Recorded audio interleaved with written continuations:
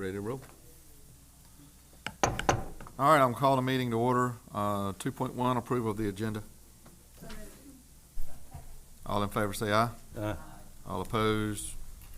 Minutes, we've all had them, had a chance to look over them over the weekend. Yes, I've got one thing I noticed in there. The vote on the policies dealing with parental, or how would you phrase this? That the parents' authority or involvement in some of the disputes, like over controversial books. That vote, by my recollection, was either 5-4 or 6-3. I know Charles remembers voting with me on that too. I don't know what the total was, but it seemed like I was another vote there. So I don't think that vote is recorded correctly. What number was that? Let's see. 18.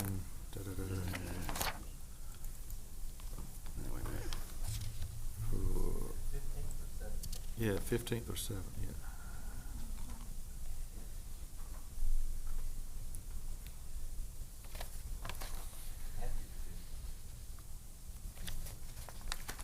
The 15th minutes is the one you want to? Yeah.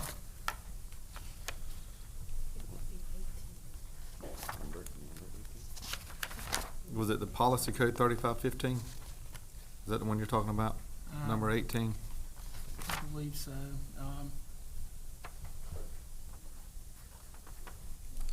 Voting against Steve Rader. Okay. Yeah, that was the one. So, we just need, to add, and the against was. See, we had 2 votes in 18, right? Trying to bring the memory back.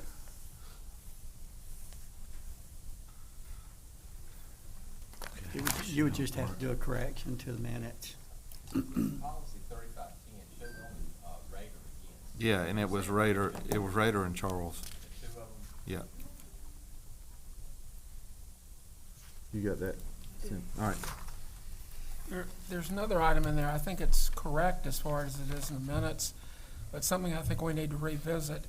There was a motion made at the end to just approve everything that hadn't been discussed at that point. Yeah. And part of what was there were 2 options on the rule dealing with, or the policy dealing with cell phones and communications devices in the schools. And they were contradictory, so it was a choice we needed to make of one or the other. And I think actually with what's gone on with Southside's pilot program, we probably should do both of them, but with particular schools, one for Southside and one for everybody else. But what we've passed there is 2 contradictory positions that were supposed to be chosen between. So we need to go back at some point and correct that, either at this meeting or some subsequent meeting. We can put it on the next agenda item, next meeting. Not a problem.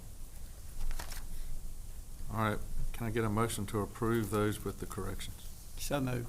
Second. All in favor say aye. Aye. All opposed? All right, board recognition. Dr. Cheesman. Each January in the state of North Carolina, it is Public School Board of Education recognition. And so on behalf of your staff, on behalf of your students and your community, I'd like to say thank you for your endless hours and the work that you do on behalf of our students and community for that matter. And as a token of appreciation, you have a small gift there on your table. But again, it's very small in comparison to the time and energy that you put into the work that you do every day. But thank you very much for serving on the Board of Education. But very appreciated. Thank you. Thank you very much. All right, discussion, no action. 5.1, science curriculum vendor presentations. Is everybody ready? Do we get it? All right, Norris, you want to call up your first one? For tonight, I think we'll have Accelerate Learning first. Ms. Morgan Chittum. This is your show. Do we have any handouts on this, Dr. Parker? Okay, sorry. Now. Yep.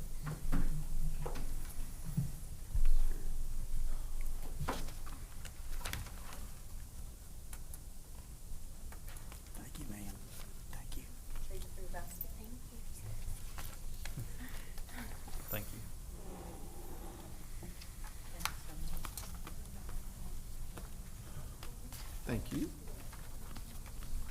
I like when presentations come like these.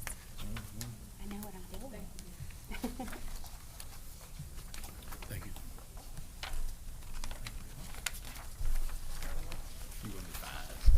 We'll share.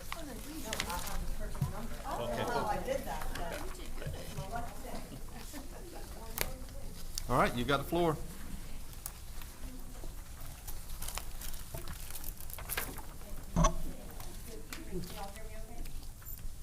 Make this a little closer.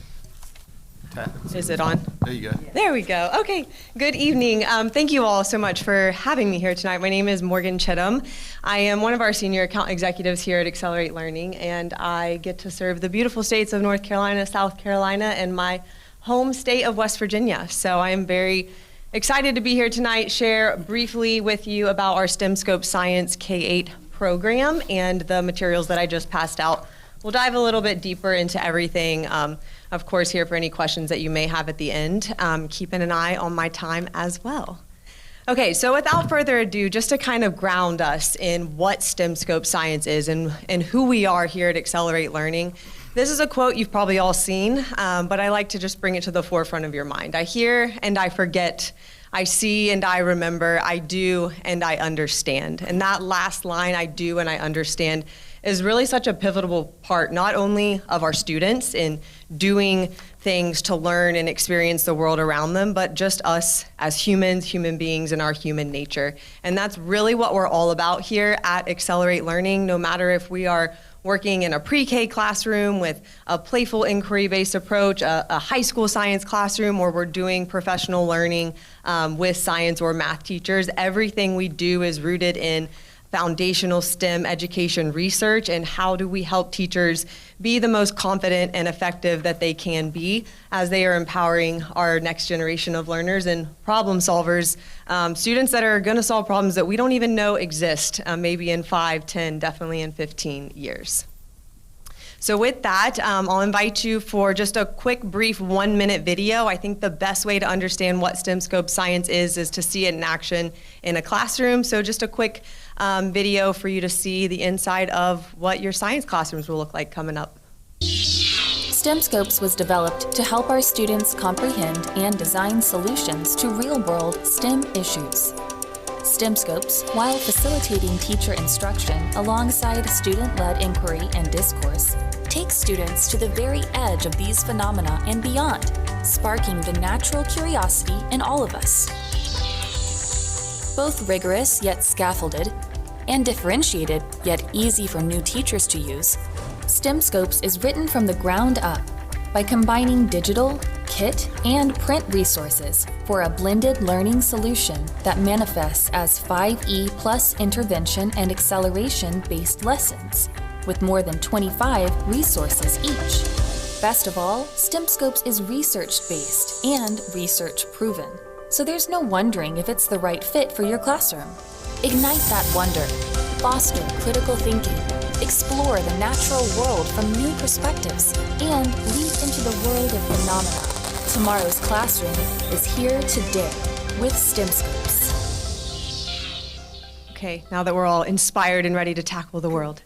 Okay, so just a brief overview. You saw students actively engaging, working together, collaborating, maybe even having fun, but I will not say that out loud.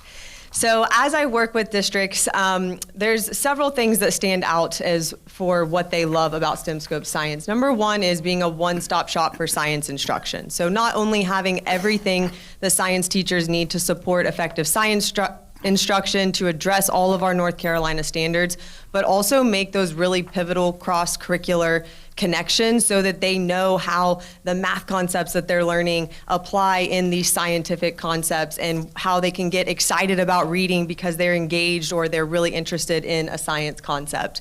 Of course, being fully aligned to the standards, and one thing that we really stand on here at Accelerate Learning is building our activities around standards, not just aligning activities after the fact to standards. You do have the standards alignments provided for you in your little packets. And providing teacher flexibility. Every classroom across this district is going to look different. It might look different day to day, and so we want to empower your teachers to have those choices to best meet their students where they're at as far as the delivery of their instruction. Of course, placing a lot of emphasis on real-world learning, hands-on learning, so students can really experience the world around them, and giving your teachers everything they need to engage all of their students, whether that means students need a little extra support or they are really excited about a topic and ready to continue on. Here at Accelerate Learning, we also really stand on these 3 pillars to empower your teachers, again, giving them everything they need, engaging your students in their curiosity, and then combining that together to help elevate educational outcomes and the growth in your classrooms.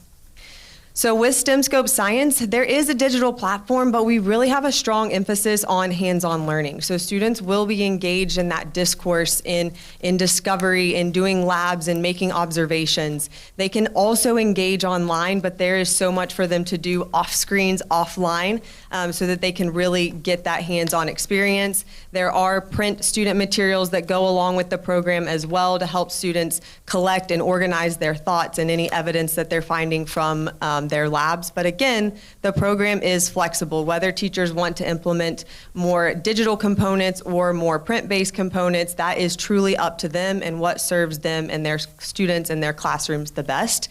But the support doesn't just stop with the program and the instructional materials. We have a phenomenal professional learning team here at Accelerate Learning that does a really robust implementation training with districts. So we want teachers to feel confident in the materials they have, but also in the pedagogical strategies that are backed by the program.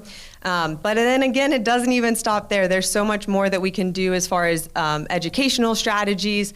We also here at Accelerate Learning have the National Institute for STEM Education as part of our company. And so this is a really powerful asynchronous resource for teachers to focus on specifically 15 STEM teacher action principles to help strengthen their instruction, and then giving students those skills and those abilities to take that beyond the classroom, whether they're going into career, college, or whatever they decide that they will do. My clicker, here we go. So our STEMscope Science program is built on the renowned 5E instructional model to science. And if you're not familiar with that, all that really means is that we are wanting students to engage and explore concepts first.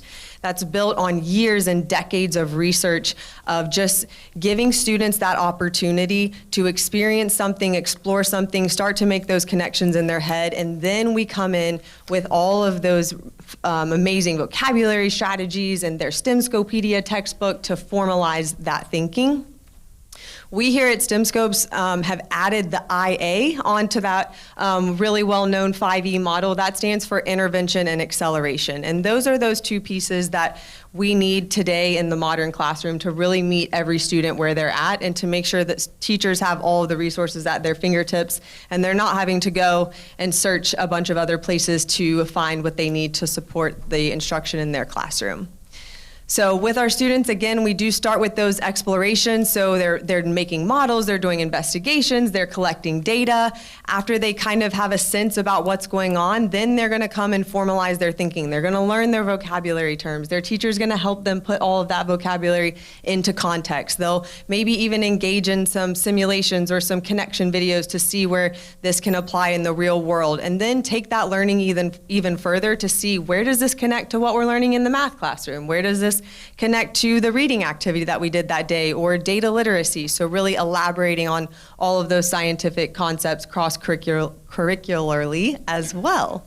That word did not want to come out. All right. And putting those together, we see students' outcomes start to increase. So your teachers will have multiple ways to assess and make sure that the students are hitting their learning targets and that we are mastering all of our new North Carolina science standards, including down to claim evidence reasoning tasks, which are a really key part of the new science standards. So we don't just want to know, can a student get the right answer on a multiple choice test, but can they tell us why? Can they justify their reasoning? Can they engage in a conversation together during their real world practice this. So when they do get to their 5th or their 8th grade end of grade exam, they're able to feel confident there and be able to support their thinking and their reasoning. Across the country, we see STEM scopes really excelling. 83% of states that are implementing STEM scopes are seeing statistically positive impacts. With those studies, we see students have about 22 points higher on state tests than their peers that don't use STEM scopes, with about 2 times the proficiency average on the state test. So that's exciting. That's some data from our 2024 Research and Impact Report nationwide. But what I think is more exciting is what's happening right here in North Carolina. We recently partnered with Craven County with Brinson Memorial Elementary School, and we did a 5-year study with them as they were implementing STEM Scope Science for the first time. And they saw over that 5-year period an 18% increase in their students' 5th grade end of grade score exams. That was equating to a 36.1% academic growth from 2017 to 2022, which is huge. I love seeing that year-over-year growth. And I think the other part of the story that tells is that by the time those students in 2022, getting through COVID, mind you, were taking that 5th grade end of grade exam, they had been using STEM scopes and doing these hands-on investigations year after year. They were accustomed to having discourse with each other and learning and exploring and evaluating, and that clearly showed on their state test that year. One of the principal from Brinson Memorial, sorry, my hummingbird's covering my title there, was kind enough to give us this quote: "When I go into classrooms, I see kids engaged and excited. It's a fun way to learn and students enjoy it. They get to be problem solvers and participate in real world learning experiences. That engagement, coupled with the vocabulary instruction in STEM scopes, has been critical to student success. When it comes to instruction, we can teach kids facts all day long, but we also have to teach them how to problem solve and think critically by themselves." And that's where we've seen the benefit of having STEM scopes. So building on that a little bit, once we learned that we were finalists in your all's K-8 science review last fall, I asked if we could come in, if I could bring one of my STEM coaches and do a training with your teachers and actually give them full access to the platform. I really wanted them to be able to see what STEM scopes would look like day to day in their classroom and not just kind of experience in a demo environment. So at the end of the fall, we gave them a really brief survey. And of the teachers that filled out the survey for us, 100% of them agreed or strongly agreed that STEM scopes reduced their planning time. They reported increased student engagement, and they agreed or strongly agreed they would recommend STEM scopes to their colleagues.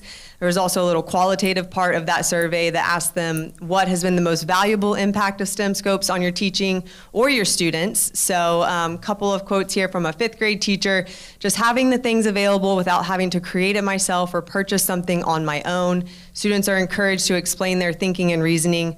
And maybe my favorite one, it's nice and short and sweet. A 7th grade teacher from P.S. Jones Middle said everything, which I also think is highly appropriate for a 7th grade teacher, because if you've been around a 7th grader, you know you got to be direct and short and sweet with them.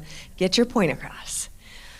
Okay, so we saw this slide earlier, but just bringing it back as part of our close is hopefully now you have a little bit of brief sense of how STEM Scope Science will be this one-stop shop for your K-8 science teachers, giving them everything they need for their standards-aligned lessons, their assessments, their intervention, their acceleration, and even elaborating into those cross-curricular environments, all through those real-world hands-on experiences. And again, just being able to see that year-over-year growth, that compounding impact of students from kindergarten starting with this exploratory mindset, asking questions, solving problems, thinking critically, really learning, as we heard from the Brinson Memorial Elementary principal, learning how to think critically for themselves as well, which is huge and pivotal.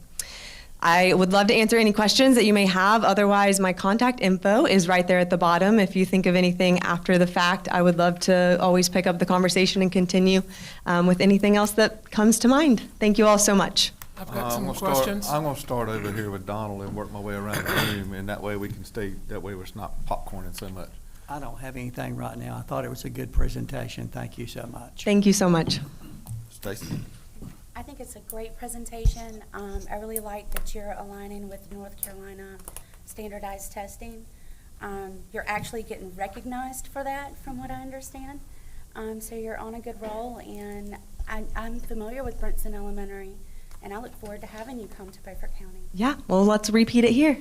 Yeah, thank you for your presentation. It's a great presentation. I just wanted to mention, I love to see the feedback from our educators. You know, after all, they are the ones in the classroom having to implement these curriculums, and, you know, I have full faith that their opinions matter and do make a difference, so I love to see that positive feedback. Yes, sir. Thank you. We agree.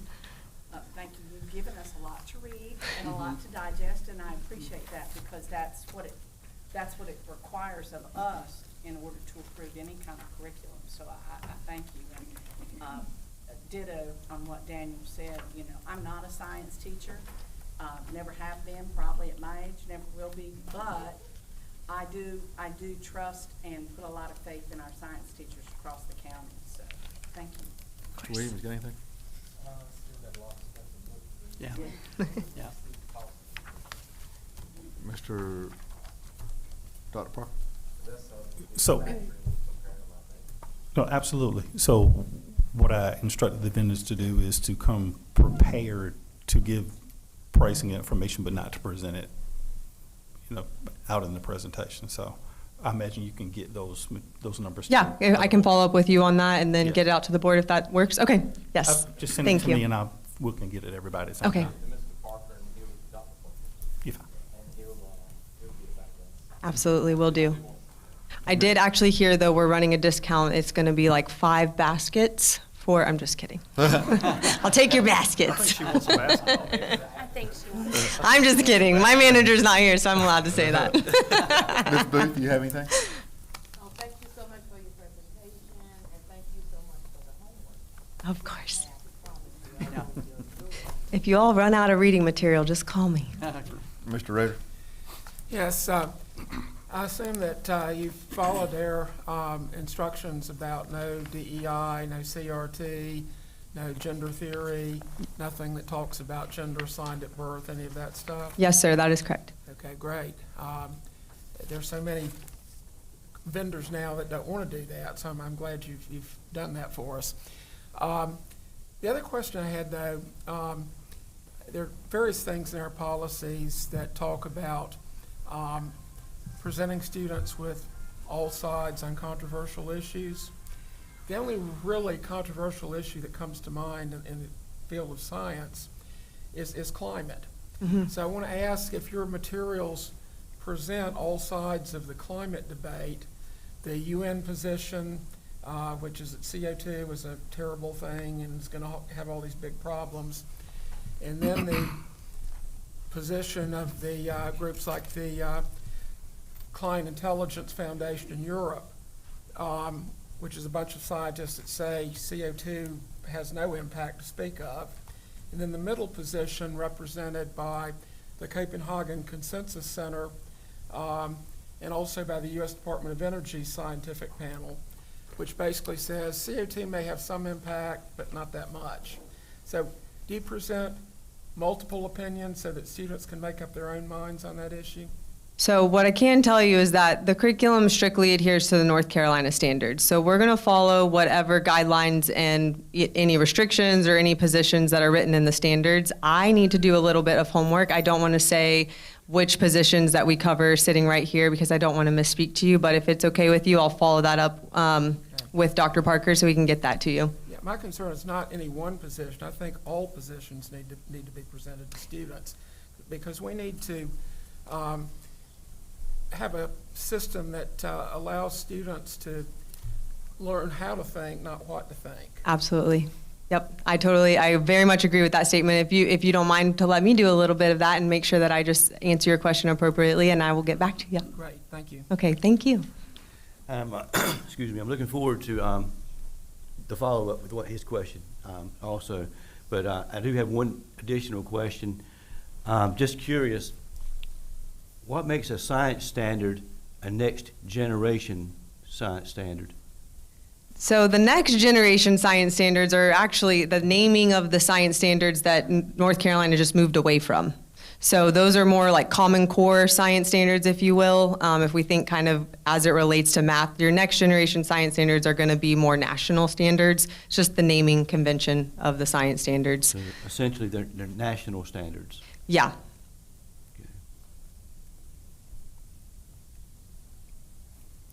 Thank you. Of All right. course. Thank you, ma'am, for your time. Okay, thank you very much. Thank you. And next up, we have McGraw-Hill.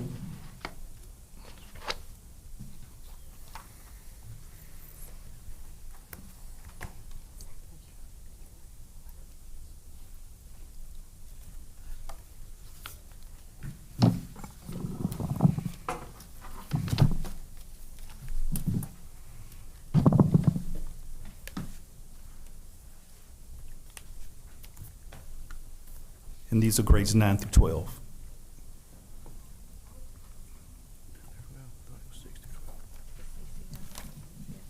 Is it connect? Is it 9 through 12 or 6 through 12? 9 through 12. Okay, I got bad information. Yeah, it was a typo. Okay, My apologies, there's a typo on the agenda, so I just wanted to clarify that, sir. thank you. Oh, please work.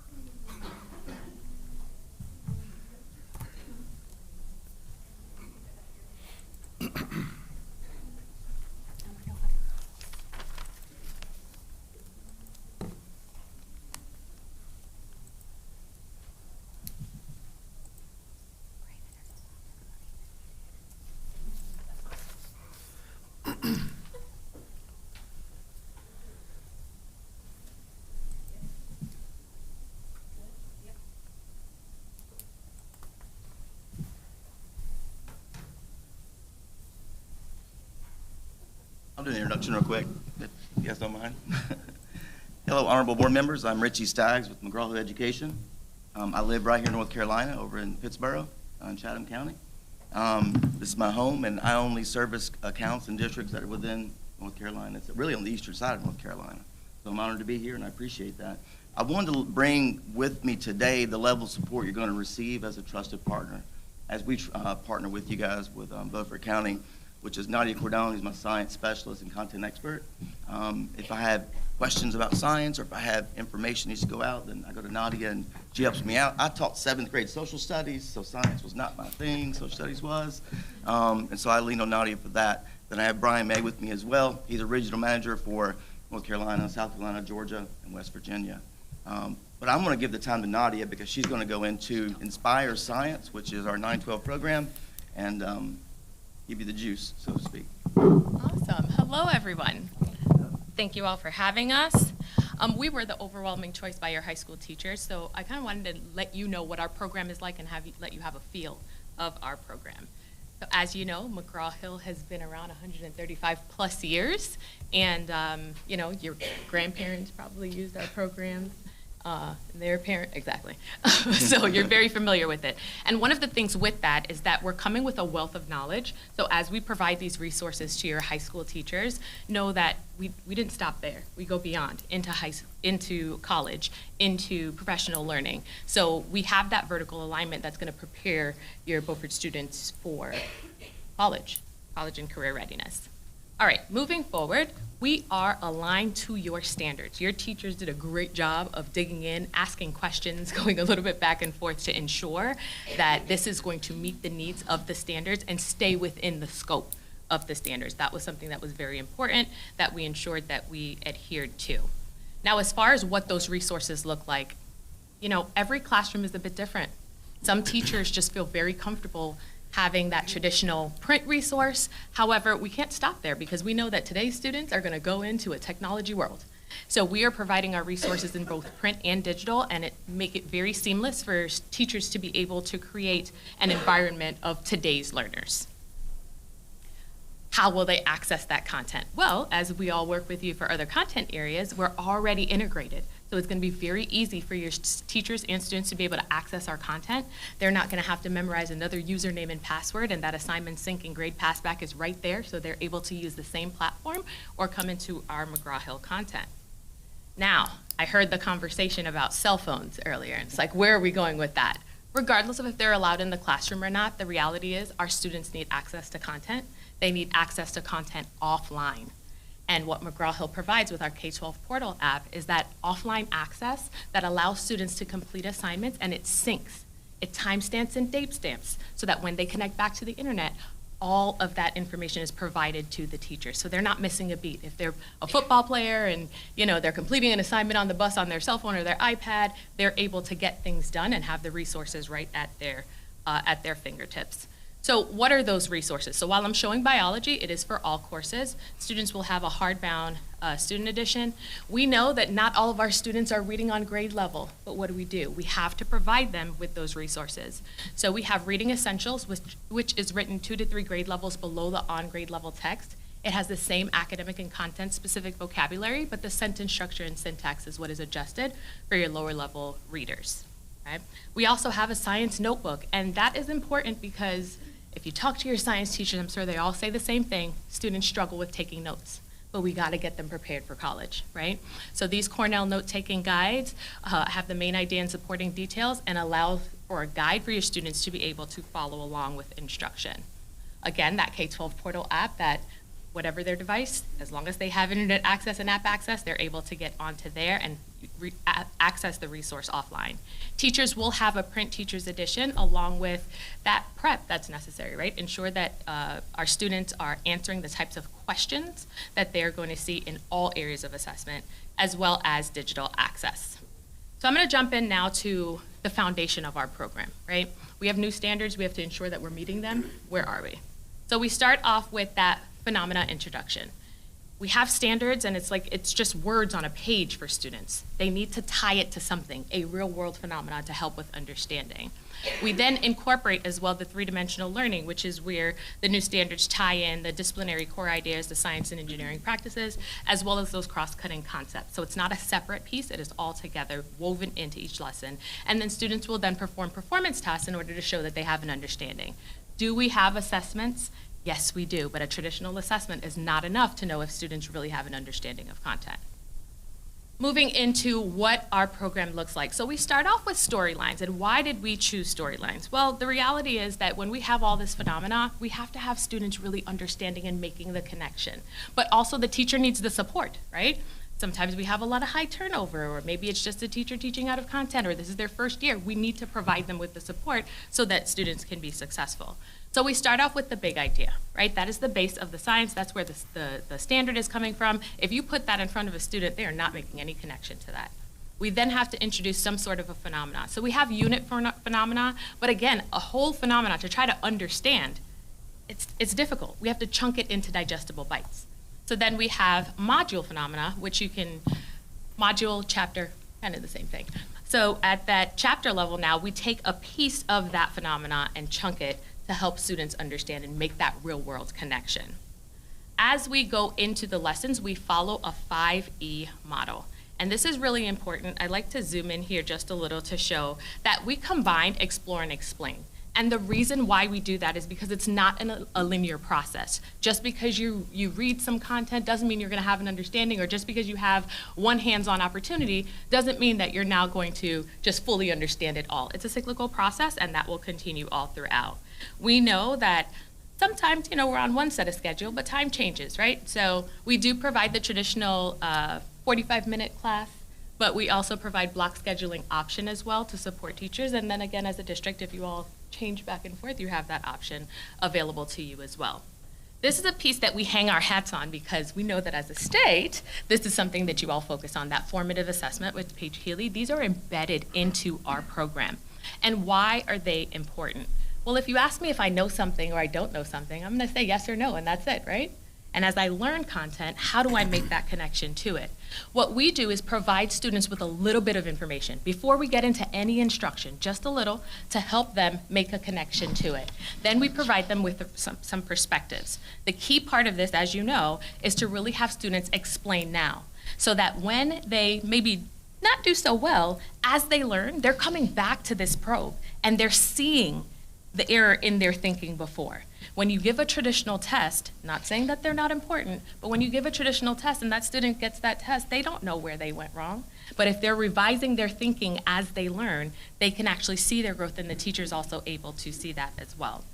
We do provide lots of investigations within the programs as well that allow teachers to have those hands-on opportunities. We know that if students are doing, then they are understanding, right? We're providing more opportunities for that. So you'll see a variety of labs throughout the program that are also editable for teachers as well, because again, sometimes you just got to make some changes between the resources that you have available to you. So those are embedded in the program. We also have partnerships with FET that will allow your teachers to be able to do some of those dangerous labs that maybe they can't have the resources within the classroom. Another premier partnership we have is Kahoot. And it's an expensive one for teachers to have their own personal account. One of the great things about this is that because of our premier partnership, teachers don't have to have an account. It's not storing any of their student or teacher information within there, and it's a great pre-assessment, a way to engage students specific to the content. The work is already done, and these are not pulled from the internet. These are created by McGraw-Hill's academic team to ensure that it's in alignment, not just with the content, but ensuring that it's in alignment with the standard and it's not going beyond that scope. These are all embedded right at point of use, and again, teachers are able to play without having an account. They do not have to sign in any way, shape, or form. All right, my favorite piece of the program, and I talk really fast, so I have to be conscious to not speed up here. So SmartBook is an adaptive study tool that creates a personalized plan for each student. Now, all of these resources I'm talking to you about are embedded within the program. They are not from anywhere else. SmartBook is their book, but it's a smart version of their textbook. So I have two screens here, and I'm going to zoom in to allow you to see. But on the left side of the screen here, this is their book. It highlights the main ideas and supporting details, and of course, this is in alignment with your standards. But if a teacher just felt like, you know what, this group doesn't need to focus on that, they can also tailor this. Okay? So now the student knows where to focus. When you think about, if you have children or nieces or nephews, when you think about how they study, how do they do that?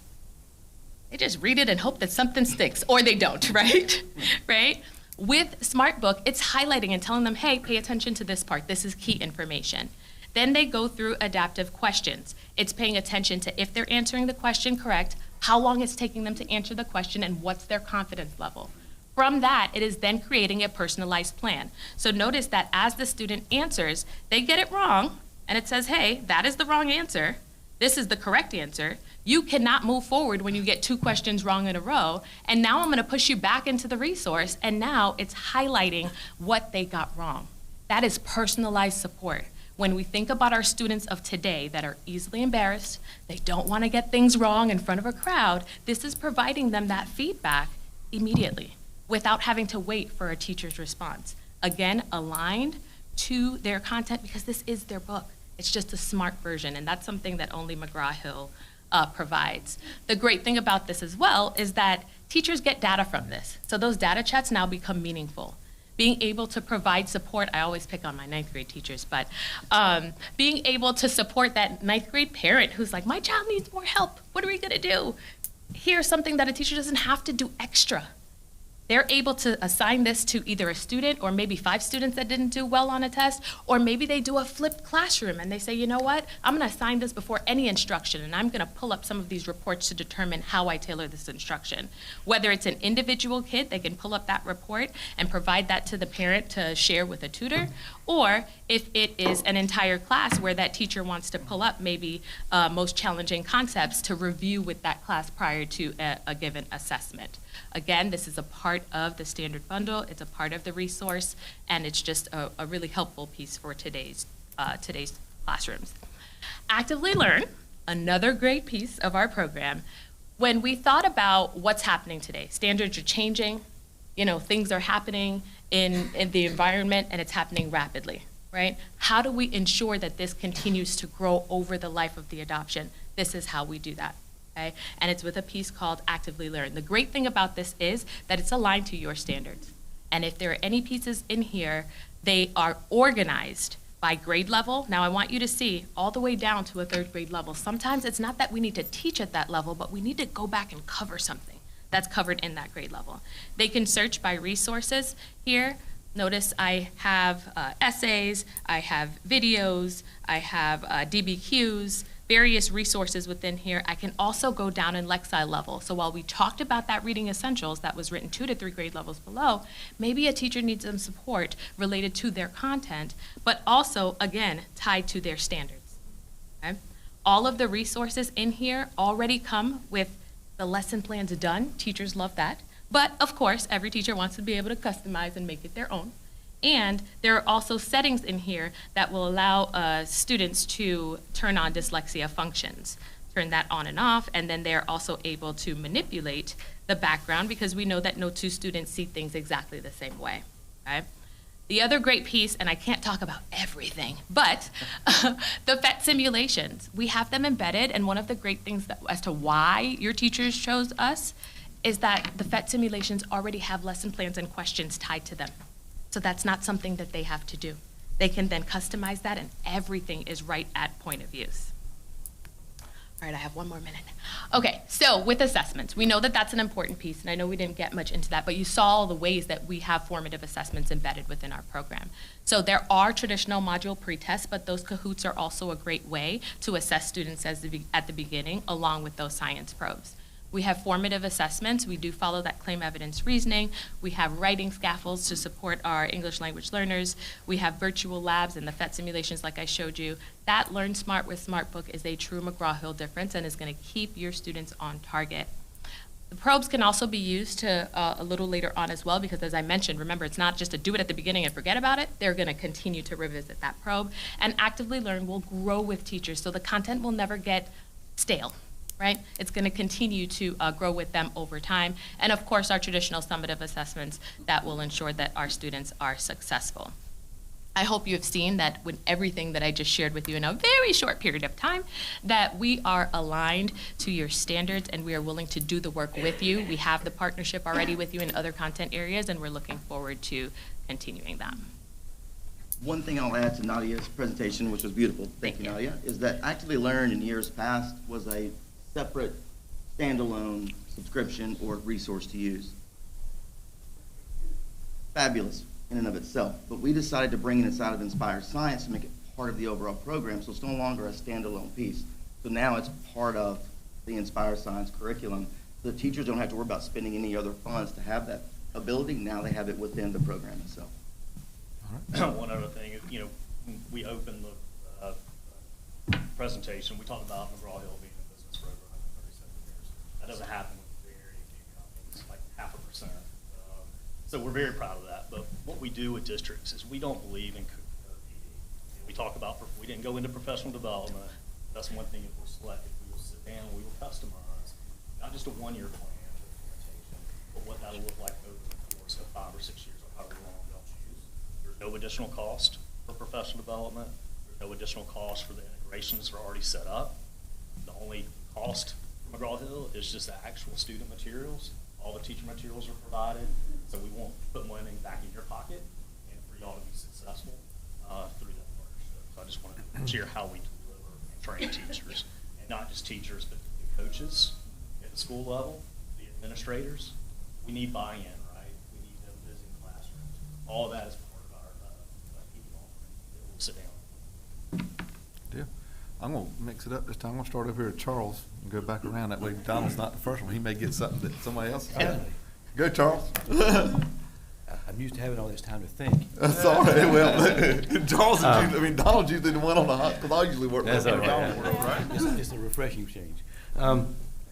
When you were talking about the three-dimensional assessments, what you were really talking about was the aspects of diagnostic, formative, and summative. That's what you were meaning. Okay. Just wanted to be clear about all that. So it's incorporating the 3 dimensions that the new standards have been tied into, so the disciplinary core ideas and all of that. As the teachers teach it, we are also asking questions, so those practices are embedded in there as well. So they don't have to think of themselves, it's already done for them essentially. I see. Right. Steve? Your program seems to be very well thought out. I like aspects like how you prepare materials for the people that students that don't have quite the skills in reading, so that they get the message in this area as well. And I think that's all very well thought out, and a good product in that sense. I would just like to ask the same questions I did before. I assume you followed our instructions about no DEI, CRT, gender theory, and all of that stuff. Yes, sir, and And, our chief academic officer, like, sent a letter Yeah. confirming that we don't confirm. Okay, great. And the other question is, of course, I think it's important that students learn how to think, not what to think. And so we deal with controversial areas. It's good to have all the different concepts out there. And again, in science, the most controversial area is climate theory. Do y'all present all the spectrum of that, or just one? So this is an inquiry-based program, so how we present everything is with starting with a question. And students are then charged with investigating, which is why we provide the resources that we provide to ensure that they're able to do the search and find the answers on their own and not just be told. It's not a sit and get. Okay. That is the nature of science. Yes, yes. That it is. I mean, that is what science actually is, right? Yep. Ms. Booth? Thank you so much. I think that you answered some of my thoughts with questions with Mr. Charles and Mr. Steve over there. Mr. Weed? So thank you so much. You're most welcome. Mr. Weed? And I'm sure you'll follow up with Dr. Parker on the program. Yeah, yeah. It's not always about the money, it is about. It is, right. So, the other question I had actually written down, you covered, I was sitting here waiting. Yes, sir. When are they gonna get the PD? When are they gonna get the PD? So, that's important, and it sounds like you have it covered, so I'm good with that. Ms. Walker? Great presentation. Thank I you. will remember half of it. I wish it would. Yeah, it was a lot. I wish we had a link, and I wish I could talk as fast as you and make the sense that you make. Out of everything, and I saw heterophobic bacteria, I saw a lot of words I wouldn't know what they mean. But, out of everything you presented, I love the fact that this will also appeal to the student with dyslexia. Yeah. They are so often left behind, and an exceptional teacher is trying to reach them on, not just in science, but every level. So I love that about your program. That's the first time I've ever seen that. I'm not saying it doesn't exist with other curriculums, but thank you for doing that, and thank you for the presentation. Yeah, thank you for your presentation, done a great job. But to go on what Ms. Walker was saying, I love the built-in self-help feature, kinda. Whether that's helping students that are challenged with reading or comprehension, going through the modules. So I really like that.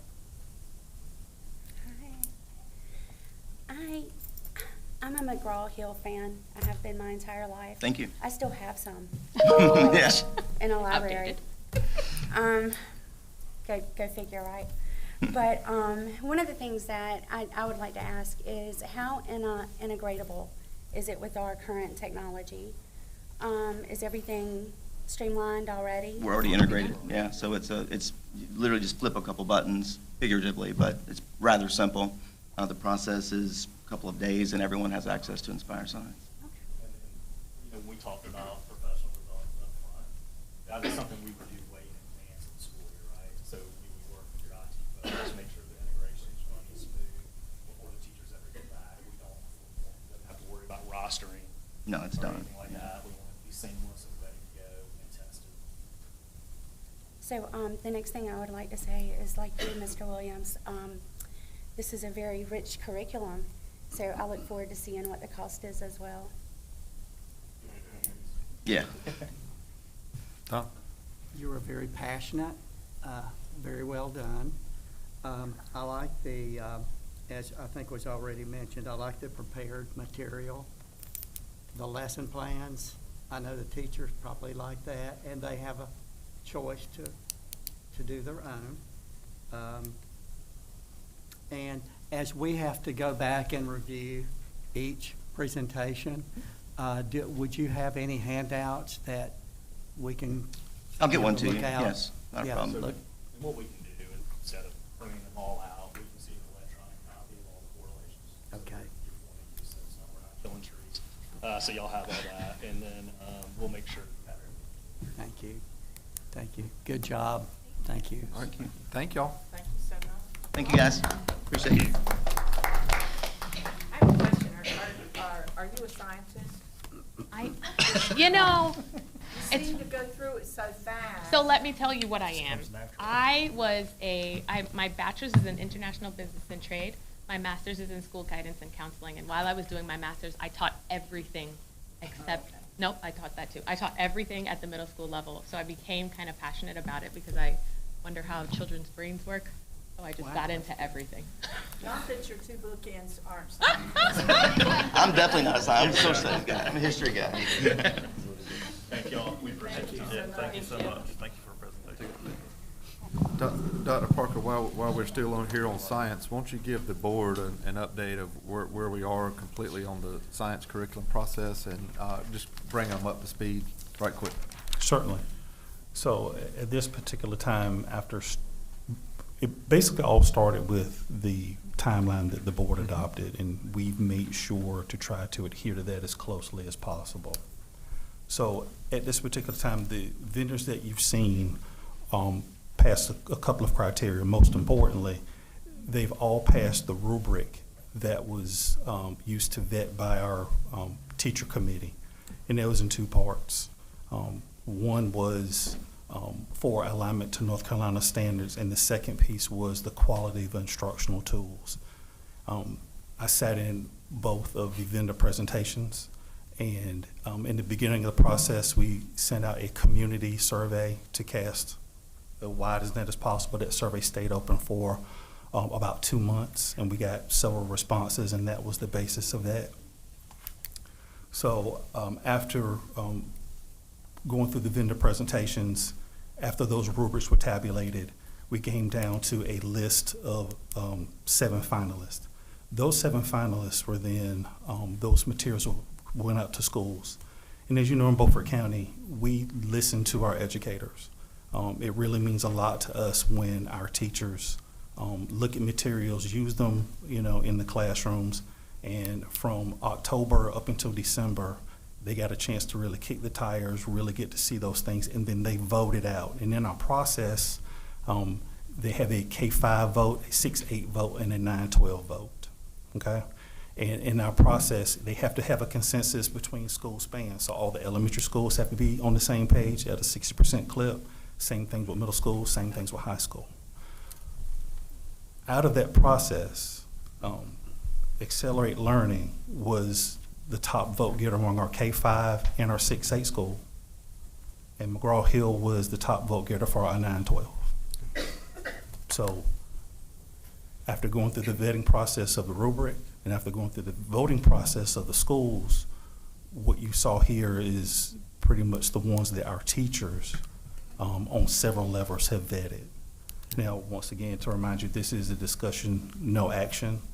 This is for board consideration. Mr. Shreve had wanted to kind of get to see and look at those things, and I encourage you to ask for further information, whether it be pricing or otherwise, so you can make, more considerable, more careful decisions moving forward. Okay. Dr. Parker, Yes, so sir. there was just two vendors then?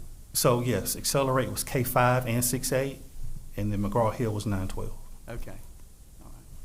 My concern there is that our policy says we're supposed to be presented with 3 options, which would be, and this is really just one option since they're split between grade levels. And in voting, if there were some that came in with a lower score, we should have had those presented to us as well, so that we have 3 options. The whole reason that policy was written that way is so the board is not presented with a fait accompli that it's up or down on one set. Now, this may be, if we evaluated 3, the ones we'd come up with. I'm impressed with both of them from what I've heard, but we should have a choice, and we're not being presented with that. Mr. Rader, should it be a condition that each company should comply with the 3,100 compliance letters that were sent out by the board?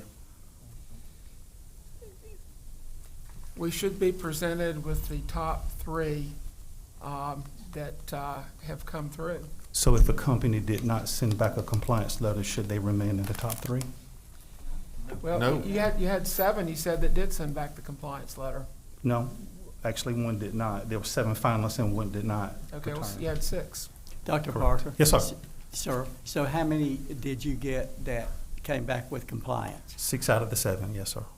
Okay.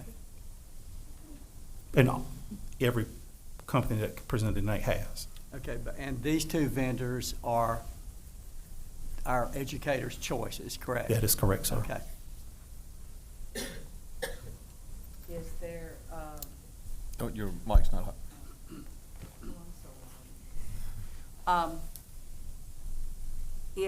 is there an opportunity for us to view and ask questions of the top 3 in each category, the 2 categories?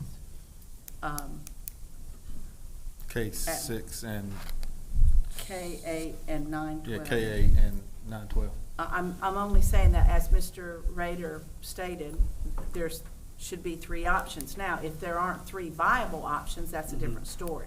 But if there are 3 viable options, it's, you know, and also, as he said, I'm gonna agree with you, Steve, so write it down. Hey, Steve, can you put that basket down? The only thing I see over there is a bow on your head. And I don't think you want a bow on your head as much as you talk. It could very well be that we will choose these same 2 great programs, but to not have the 3 as our policy kind of dictates, are we getting away from what our policy? I agree. We probably need to sit here the 3 K8 and the 3. I feel sure I know I'm probably gonna agree with the teachers, but. So to be clear, let me get some clarification about the finalists. So there were 2 K5 finalists. 2 K5. Just 2 K5. There were 3 6-8 finalists, but one of those 6-8 did not return a compliance letter. So they're So you got 2. So you got 2. All right. Then So you you got had 2 and 2. 2 and 2. Then you had 3 9-12 finalists. Okay. And to answer your question, I'd be willing to contact any vendor that you wish to come before you.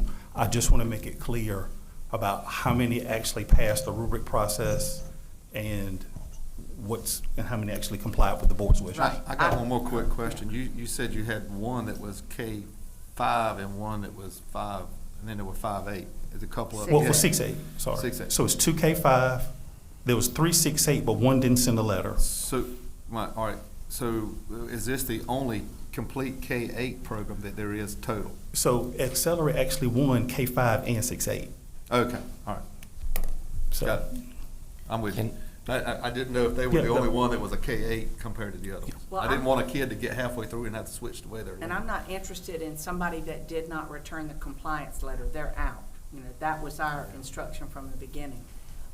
So I don't have, if there's not 3, because of the compliance letter and passing all the criteria on the rubric, they're out. Yeah. I'm just saying, if there are other options, I think it's up to us to follow our own policy. Yeah. we gotta That's follow. my concern also. I mean, it doesn't have to be 3, but if whatever number it is, we need to stay in compliance with 3,100. And I have no gripes with what we saw here tonight, but I just think we should stay in compliance with our own policy. Go ahead, Whit. Sure, let me say something. First off, I know we have a policy 3,100, but I actually never agreed with everything on 3,100 to begin with, so I don't care what 3,100 says. Who is the expert in this department? Who are we pointing at, Dr. Parker? well, to be honest with you, teachers? while I have a principal's The and a teachers? superintendent's license and a curriculum instructions Right. license, we depend on our teachers. They are the experts. Well, that's who I thought you were pointing at. They- So my statement is, and the board can do whatever they want, as I always say, I'm one person sitting up here. But if the teachers have been through this, and they've looked at it, and this is their choices, I think my job, not telling you what your job is, you can decide what your own job is. My job is to look at their choices and see that it aligns with the state, that it keeps out the things that we said it should keep out. Does it meet what I set as a guideline to look for? And from what I've heard, it does. So Therefore, then I'm going to say, in probably an unprofessional manner, as usual, why do I want to waste my time looking at the second or third choice and saddle the teachers? Because I already know right now, if these curriculums satisfy what we laid out as the criteria, the criteria to look at, I'm not going to saddle the teachers with their second choice. Well, I wouldn't either, but we don't have a price yet. Well, I'm not going to saddle them with a cheap version of No. what I don't want in my classrooms to No, begin with. I'm just saying, And I I know wanna- I'm the one that always asks I for the wanna price. vote I know on I all the am. information. And that's fine. Well, That's now- why everybody can do Bless what you need to do. But I just think that we have got to start trusting our professional teachers in what they are choosing. They know. I've already said here tonight, I took a page and a half of notes, and I've already heard different ones say, well, I'm not an expert in curriculum. I don't know curriculum. I believe you said it, Ms. Walker. I'm not. Okay, And I so I'm trust- going, I trust them. I'm putting my trust in the professionals. But if y'all want to go and look at more, that's fine. Let me know what night you're doing it. Let's do this. I have a thought. How about this right I here? have a How thought, about too. this, Dr. Parker? Yes, Do sir. you have some, the links to the other, Yes, sir. Those can be provided easily. just send the links out and the board can start looking over them and if they don't like what they're seeing in their presentations, we keep rolling. That'll suffice policy 3100. Mr. Chairman, I have a Everybody thought. will look. Go ahead, I have a Donald. thought. My thought is, when we have vendors that come, or Dr. Parker, when we have vendors that present to you and that they don't meet all the requirements that we're looking for, I think there should be something in policy 3100 that the board has a flexibility to choose whatever. If it's two, if it's one, we should have the ability to waive if we need to do that. So to your point, Mr. Shreve, for math, for science, for ELA, a lot of our curriculum programs are broken into grade spans. Social studies is one of those ones that's usually a K-12 package, okay? So if you know with ELA, we have a variety of tools. We have different tools for 6, 8, for 9, 12. Same thing with math, and you're seeing the same thing with science. So if you're asking for 3 in each grade span, quite frankly, not enough past the muster of the rubric and our teachers to even be able to get to that point. So, if the board wants to consider some flexibility, I just want to make it aware that this is how we kind of got here. Yeah. I think basically, that teachers are an important resource, and that's why the policy calls for them to rank them, so that we know what their first choice, second, and third is. And that's a big consideration on these things. But the statutory responsibility is with us, not with the teachers. The teachers are a good resource that we use and rely on, but the buck stops here. And we need to have all of the information. We don't need to be treated as a rubber stamp by being given one choice. Well, how about send the links out and then we can start looking at them and go from there? All right? Does Yes, that sir. sound good, board? And can we agree as a board that if they did not meet the rubric and they did not send the compliance letter, Yeah. don't waste our time working on Absolutely. it? It's That's pretty, fine. it's pretty simple. You gotta decide if you wanna continue to write constraining policies and minimize the amount of feedback you're gonna have from providers, vendors, such as presented here tonight, or if you want some leeway in that. I mean, with 3,100 and what we expect out of our curriculums, one can expect you're gonna have a reduced amount of vendors that have interest in complying with that, especially in today's world. So I agree with what Donald was saying, we need some leeway and some autonomy We as a need board to something, say, yeah. hey, if 1 or 2 is enough, I mean, right now with all this legwork, Dr. Parker's indicated, you only have 2 that have come back as a finalist on K-5, so that doesn't meet your 3. What do you, same for 6, 8, you only have 2. So do we scrap everything we've done and go back and search for a third vendor, or do we just move forward with what we A have? third So- vendor that don't exist with the, I with think the you so, move policy. I forward mean- with what you have. That's what we And have to sir- do, that's my What we have, move I think forward. it's fine. And quite frankly, may Where not we align going with now? North Carolina standards. So a lot were eliminated because they align with next generation standards and not our North Carolina Yeah, standards. so But- I but- think maybe we look at modifying Yeah, our but expectations. Steve, Yes, I agree. you just said a while ago that it weren't fine. Now you just said it's fine. But We're supposed to can't- have three, but if we don't have But ones he's, that comply. he's told us 3 times he didn't have but so many in each category, but you can't, you We've can't got- make we've- up ones that you we- don't we- have. That was my We've fault. got multiple, on both fronts, so. 2. Two. Yeah, Two- but two is- you- Two is better than a rubber stamp for one. It wasn't rubber stamping. I'm just saying, he said he's gonna send the links. All right. I let's think go. at All a right, we future killed board this horse. meeting, I think we need to put something in policy 3100 that if we need, if we don't meet all the requirements, then we should have the flexibility to make the decision on what's brought forward. Yeah, we got a lot of policies down there next month, so we'll grab that this year at some point. All right, 5.2, capital request, Daniel Hudson, north side parking lot, south side track, north side track. All right, so, would it be all right if I asked Jamie to come up? Yeah, of course. Okay. So, you see a capital request, involving south side, north side's track, as well as north side's parking lot. So, sometime, I think this conversation's been going on for the past 2 or 3 years, and correct me if I'm wrong, but, shortly after we had the issues with Washington High School's track, I believe we made a commitment to, catch up with these other tracks and try to get this work done.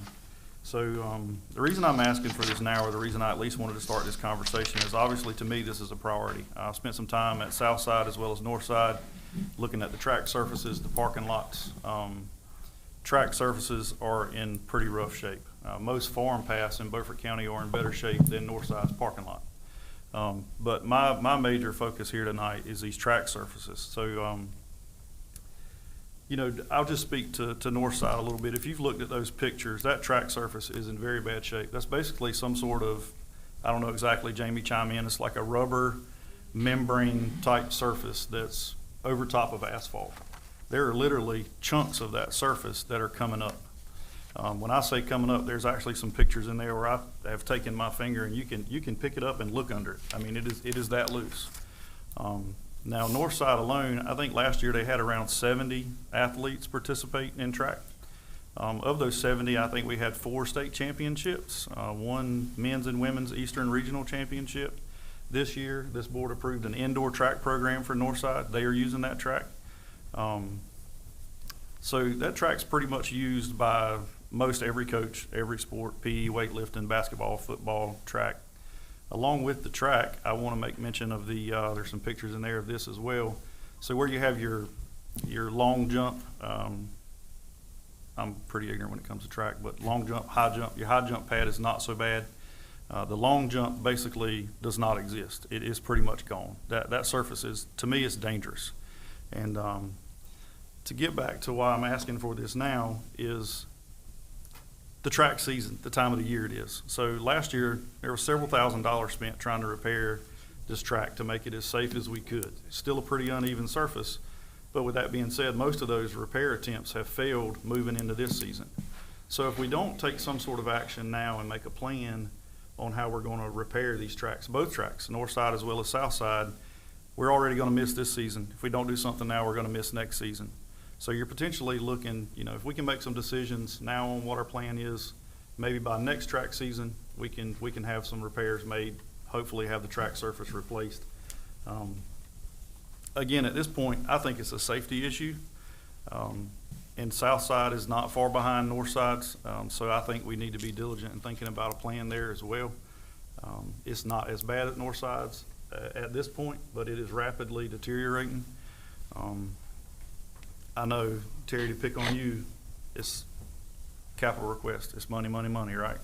That's why I got Jamie here. And I know capital, there's not enough to go around, but there's some ideas that have kind of been thought out of how we can maybe approach this. So with that being said, Jamie, if you can provide us some cost estimates to address both of these issues.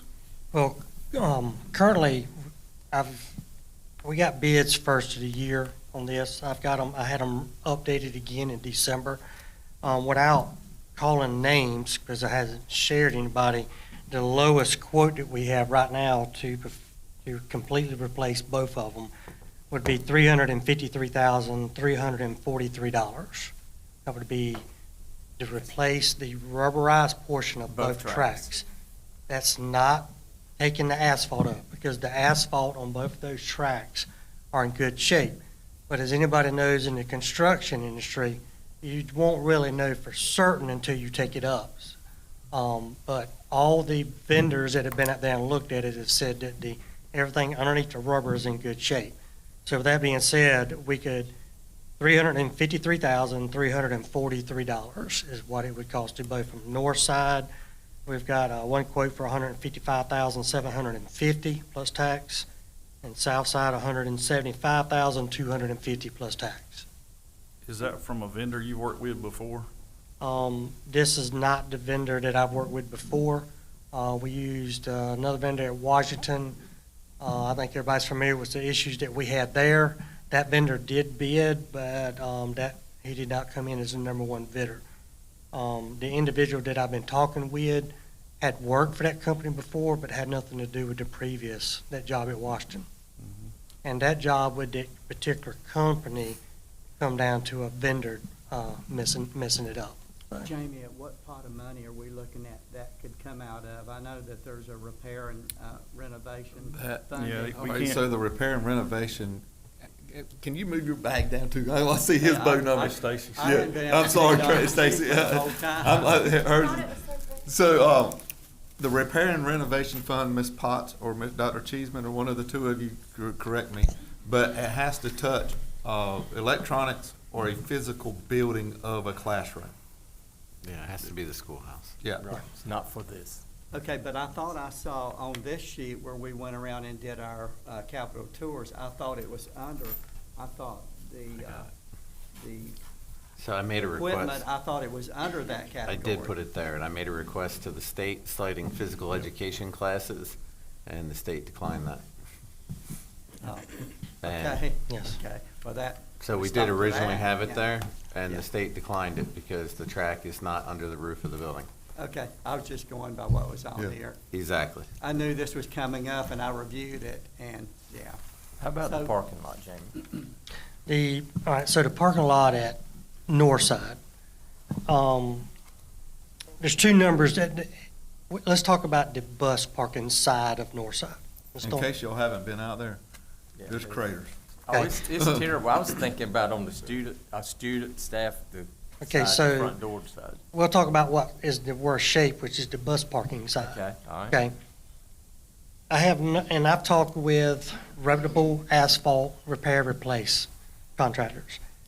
They give me two numbers, $18 a square yard and $30 a square yard.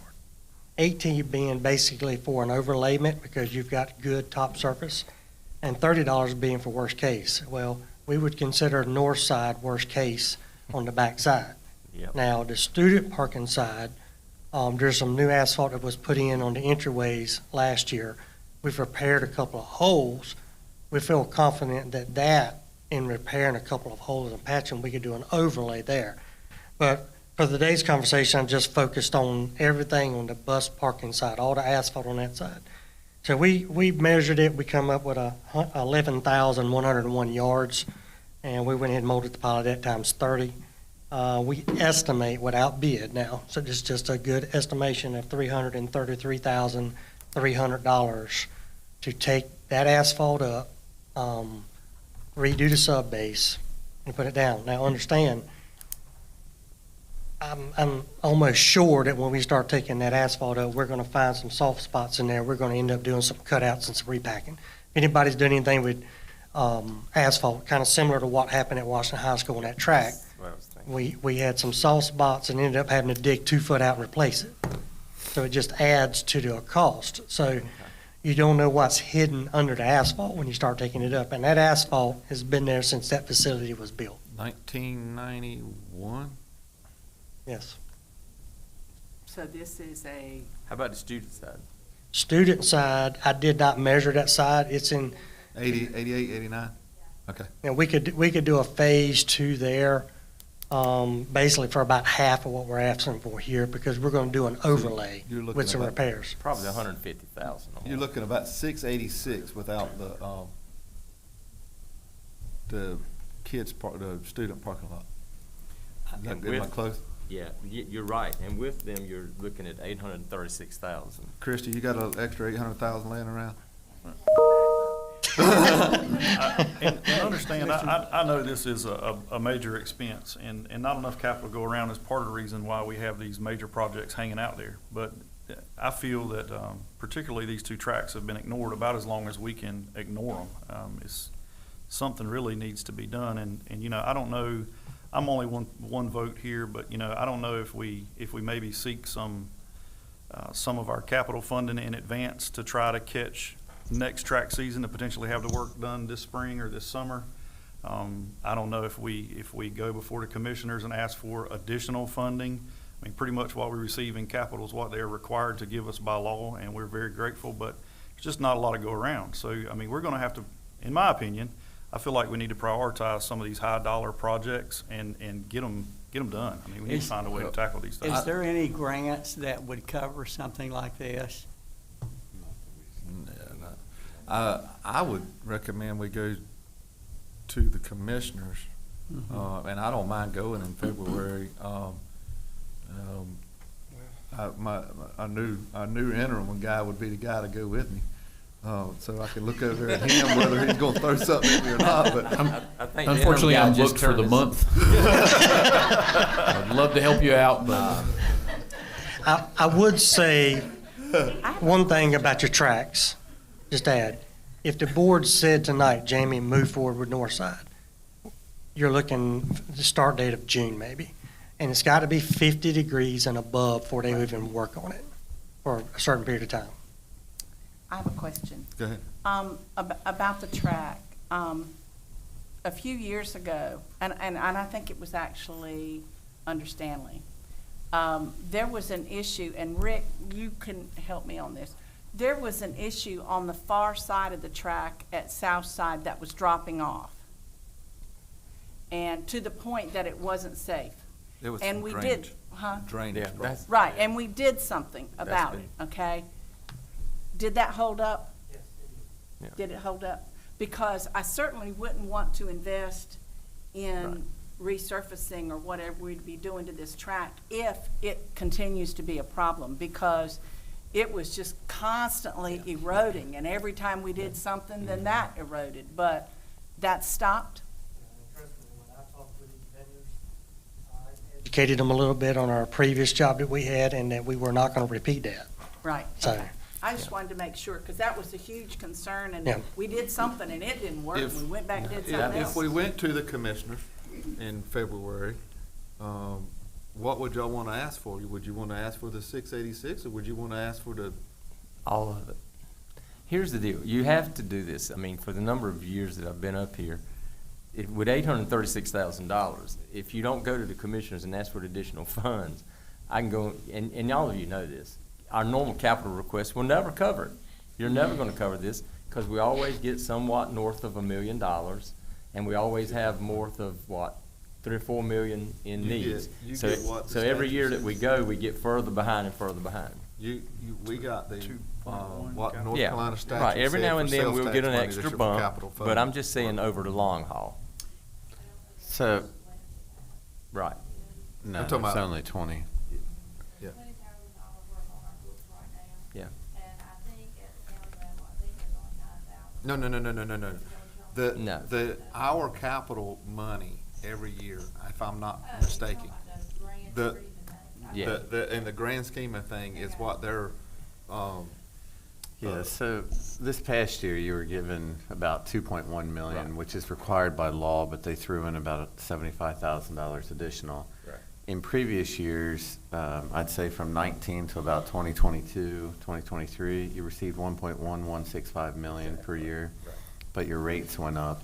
How that could be impacted, the fact that you went to Tier 2 status is kind of unknown right now. But a few other things, your North Carolina education lottery funding that dumps into renovation and repair dumps $500,000 a year, and it does carry over and it does accrue interest. So if in fact that you looked at your 2.1, say July 1, made a decision to look at your track and your asphalt repair, then you would just need to be diligent in looking at all other repairs in buildings as potentially coming out of revenue and repair. The issue is this: you as a board directly control your capital funding that's given to you through state into local. Whereas on the renovation and repair, you have to approve a request that then goes to the county. They approve that request, and then it takes time for that money to drop, similar to what's happening with your new school. But on the flip side is, you're gonna have less schools. So you're gonna have, Eastern will be knocked down, JCT, you're deciding what you're doing, Snowden, you're deciding what you're doing. So you may have a prime opportunity to say, let's make this commitment that we've been talking about for 10 years, and still have money that will go into your other buildings, because those buildings are in great structure. And then the last thing I'll add is, you will be debt-free in your facilities post-September 2027, which means even with the new school and all of your other schools, the debt money, the debt services that your county agreed with you on to just take without you ever seeing, and then they apply it, well, in September 2028, that money, or July 1 of 2028, that money comes to you. So you are really fiscally setting yourselves up for really great capital opportunity, probably another 2 years. So in the meantime, you could really look at doing this track, or these tracks, as long as you're really thoughtful about what falls into the NC Lottery. So you're looking at 1.5 million and 1.8 million in NC Lottery right now with accrued interest. Don? That's good information. Dr. Cheeseman, could it be feasible, though, nevertheless, in what you're saying, would it be feasible to go to the North Carolina Lottery and ask them? I know we met them. We No. met them at our conference, and they seem very open to helping. Yeah. So they are very open at $500,000 a year. And so that, you don't have to do anything, Donald, to get that money. So that's the amount of money that they give every single district, and that's their pledge to public school education. So the first year, 2 years that it came out, we held that money off to the side, really trying to figure out what major projects. But in short, this time again next year, you'll get another 500,000, but it can only be used on capital items for renovation and repair. You cannot build something new with it, which is why we can't use it on a new field house or new fifth grade wing or eighth grade enclosure. But Right.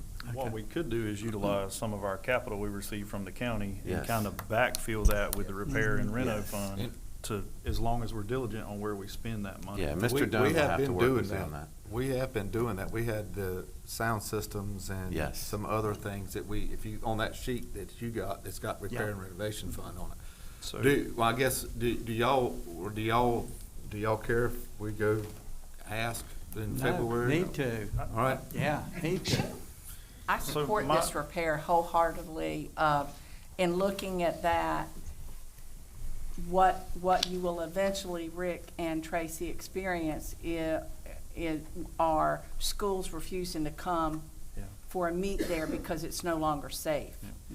There's certain North Carolina High School Athletic Association rules and regulations.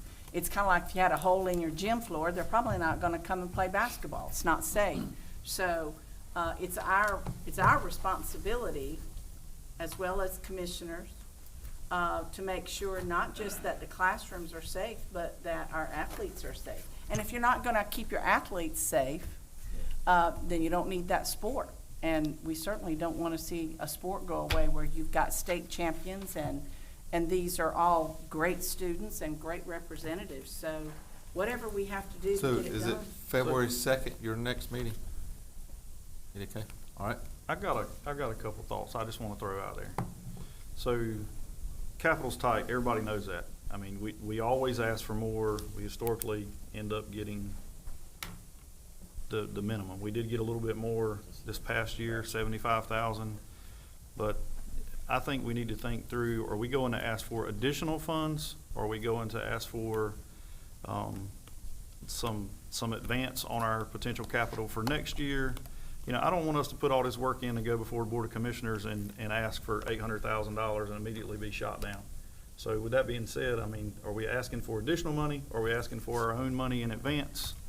Or are we going to prioritize these projects? As Dr. Cheeseman said, do we potentially try to put off the parking lot for a couple years, get this debt service paid down, focus on this, you know, I think we- $350,000, $400,000 on the track? I'm gonna differ with my vice chair, but I think we go after the we go after the two tracks at 686. The two tracks, 550. Is that what it was? Yeah. 353 on the two tracks. All right, 353. Okay, I had the Yeah. other, I'm sorry. 353 on the two tracks.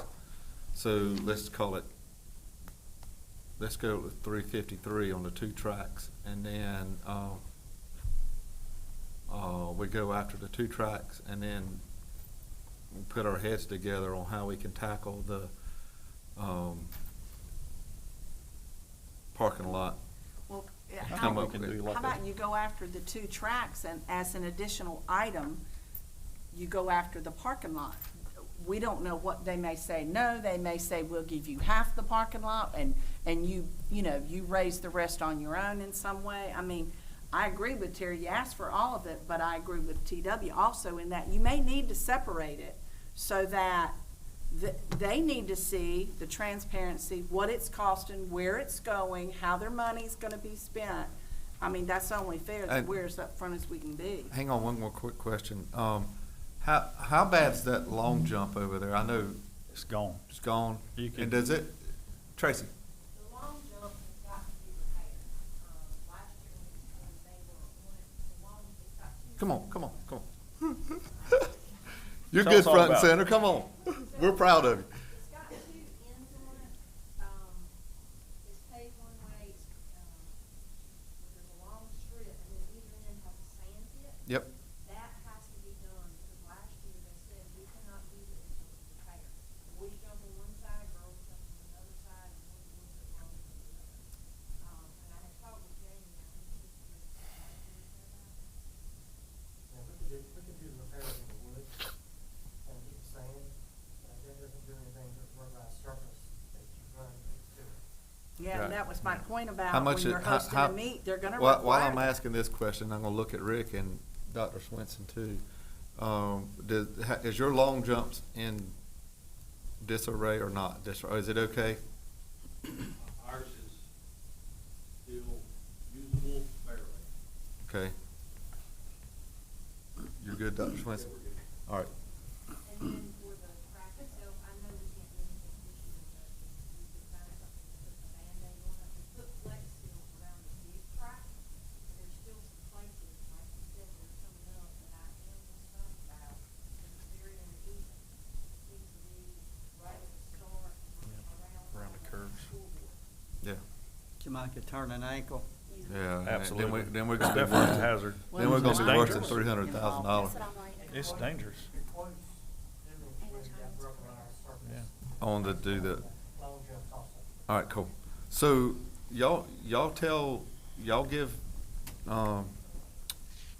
Mr. Doan and myself a direction, how much you First wanna, assignment. how much y'all wanna ask for? I'm thinking the board, the commissioners may ask you to prioritize the three items. Well, why don't we put them in prioritize, north side, south side, and the parking lot? Y'all good with that? Why don't We'll you give them just- all the information and the pictures? Why don't you just do what Chairman was saying? Ask for the two tracks, and it's one project. Don't do one or the other. Both the projects for the track, and then do a separate on the pavement. And if we have to, that can be moved into our regular capital, That's what I was possibly. thinking. Yeah. If we And- feel and with you're- asking, Yeah, 353 is a reasonable amount to Yep. expect. Okay. And it also, I think, is something that affects students more Yes. in their education right. process. Yep. Well, and the other part about the parking lot, it's bad, but it's really bad, and, our buses go in and out of there every day. We're just telling what it's doing to the suspensions and stuff on the buses. so I've got one thing I just want some clarity on. So we're gonna go and ask for a 353. Whether that be additional or towards our capital, whatever that I'm may be. gonna ask for the additional funds unless somebody tells me different in that room. Okay, but I want us all to agree that there are some projects out there that we as a board need to prioritize on, and they're high dollar capital projects, but, it's gonna take a lot to do it, but we need to get serious about, Well, putting I some money think we towards these mentioned that projects. before, prioritizing, and I don't think it happened. Yeah. Well, it's hard to do because there's But- only so much, yeah. but if we I mean, have that we've had repair and things come reno. up. We've had Yeah. things come up that we've been busy. Right. Yeah. We've been working hard, we've been busy, and sometimes that happens. We Yeah. prioritize them, and then the next month, Jamie's back with a huge, you know, It's an repair. emergency, yeah, an emergency, and We'll- then we we'll have put to deal with together- that. We'll put together some pictures for the, thank you, Jamie. We'll put together some pictures for the commissioners and have it in Yes. their packet. Get us on the agenda, sir. And I do want to tout Northside one more time. So this is the first year of their indoor track, and we have an athlete out there, Mr. Colton Smith, that's ranked in the top 25 in the nation in the 500 meter. Wow. In the nation. Yeah, in Avery. So it'd be a shame to ruin an athlete's career on a rolled ankle. Yeah, on a one of them runs by bad my track. house all the time. Yeah. All righty, we'll move on down to 5.3. This is Mr. Raiders. He asked for this to be on there, social studies curriculum. Yes, this is something that's sort of been on the back burner for a while. And when I was touring the schools during the open houses, got a chance to talk to some of the teachers. One of them was telling me that it had been 8 years since we'd had a social studies curriculum. So I think it's time that we move this onto the front burner and get busy on it. I agree, I brought that forward before, so I'm wholeheartedly behind that. How about, do you want to finish the the science first? Yeah, what is our Because timeline?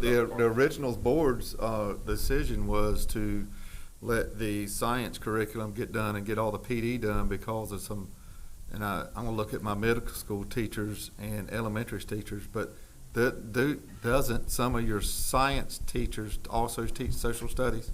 I'm seeing some nod heads. That was my question too. Yeah, so Yeah. we didn't put so much on the teachers, and Yeah. science was a tested curriculum and a tested subject. That's why we went after science first.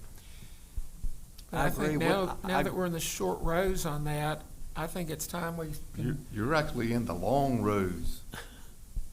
You realize that, right? Well, You're in the short rows of the selection, but you're in the long rows of the implementation. yeah, but once the selection is over, then certainly we're in a position to move forward. And actually, we can move forward sooner than that if we can just start getting some of the materials out for particular potential vendors and that sort of thing. So you'd like us to change the timeline that you had asked for previously? Well, I'm just asking. we'd like to look at probably at that timeline and Sure. think it over. Revisit that, maybe revisit it and then have some discussion. And Just just bring the remember time- that timeline was based off of the number of employees who would overlap. Just keep that in mind. Yeah. How about bring the timeline back next meeting? And you know what, and you know, we want to consider the teachers too, because the teachers are the ones that are going to be helping us get this done. So we need to Yeah. I we don't need to want remember that This too. to put this professional development on this science. They'd be very busy. Yep, that's gonna be busy. But we can look at the timeline next time. if you Yep. want to. You're asking, All right, Mr. Rader, discussion of compiling and posting online medium and long-term facility study. Yes, we already have some of our plans posted online, but we don't for our facilities. And I think with the quick situation coming up on Snowden, and then also relatively quick from the public standpoint on the new elementary school, it would be a experiment in transparency to get this stuff out where people can look at it, have a long-range and medium-range facilities plan. Among other things, when people buy houses, they tend to look at where the school is, how good the school is, those sorts of things. And that would give people some degree of certainty. Of course, it's something we can always modify and probably should look at it and review it every year. It's something we could publish to let the public know what we're thinking. I'm already hearing, what the next consolidation is gonna be, and there's several versions of it out there. I don't think there's anything that's been discussed that I know of among anybody here about a next consolidation. But I think we need to get the public where they're comfortable that we've presented a transparent direction of where we want to go with our facilities. I think we've got some obvious things. Chocowinity is an old facility. Certainly is one that probably needs to be looked at first, what we're gonna do down there, what our time frame is on it. But we need to get this word out for the public. And in talking with Jamie, he's just been in the process of putting together a 5-year plan on basically facilities for the state, which I think would be a good nucleus to take that and look at where we want to go from that into the future. So I think we've already got a lot of it ready for us. It's just a matter of looking at it, maybe having some public hearings on it, getting some public input, and then putting it out there on our website so the public can see this is where Beaufort County Schools is going into the future with its facilities. I personally think that's a good idea because I've heard a lot of that out in the community on how we make sudden decisions without any planning. So I think that's a good idea, and I've done some research on that as well, and I think facility planning is a good idea. You're working Talk on the about the age of our buildings and, just so the public will know where we're at. You're working on the plan now, aren't you, Jamie? Okay. Okay, well, when you do that, can you just bring it to us and we can see what we need to add to it? Because I agree, we just need to do that. That'd be. That's I not think the we're overdue on facility. this. The public needs to know what we're thinking and why we're thinking it. Right. And that's just something, that's just basic planning. So just to clarify, what Jamie's working on is the general statute required 5-year facility use study. Nowhere in that document does it indicate what the Board of Education would like to do with its facilities. Right. That is a mandatory document that's submitted to the county manager once the board approves it. So when you're asked the question, have you started working on the plan, you're actually finalizing the 5-year study with the company. The board is not taking any guidance in terms of what you want to do with the buildings themselves. But that information gives us a good basis for putting together a plan. Yep. Yep. All righty. Defining the hate symbol, right? Okay, this came up before. The term hate symbol, like hate speech, is associated with censorship because the term is overused. In fact, there was one of the groups that was just sanctioned by the State Department was something called the Center for Combating Digital Hate, and of course they defined hate as a lot of political speech. So I preferred taking the term out entirely, which would go along with some of the law professors that have written on free speech, like Jonathan Turley and Alan Dershowitz. But since the board voted not to do that, I think the next best thing is to put a definition on it that it can't be used too broadly. And that's been a problem. We discussed before how in Colorado they took the Gadsden flag, a Revolutionary War American flag, and said, oh, that's a hate symbol. And we even saw Nike, people complain that the 13-star Betsy Ross flag was a hate symbol, and they took that off their shoes, in spite of the fact they still made shoes with the red Chinese flag. So the term tends to get overused by some political elements out there. In fact, looking online, there was a site that listed a whole bunch of what they called hate symbols. There are a bunch of Christian symbols on there, symbols of Christian organizations, a symbol of the Conservative Political Action Conference, party symbols of the ruling parties of Hungary and Italy, the parties leading in the polls in Germany, the United Kingdom, France, and Austria. I mean, it's amazing what people call a hate symbol. Even one of the symbols of a party to the left, the Progressive Liberal Party of the Bahamas, was there as a hate symbol. So we need to define this narrowly. And in terms of its use in the schools, I could see situations coming up easily. You have a Jewish student moves in, comes to school, wears a Star of David pin or necklace. And some student, it could be of Arab descent, it could be one of these not Native, but American citizens who is into a lot of this anti-Israel stuff. And they may see that as a hate symbol, complain about it. And you have a teacher there caught. You know, what do I do? They're sort of in a problem either way they go. So if we define it narrowly, the teacher could say, well, that doesn't meet the definition, so that's okay.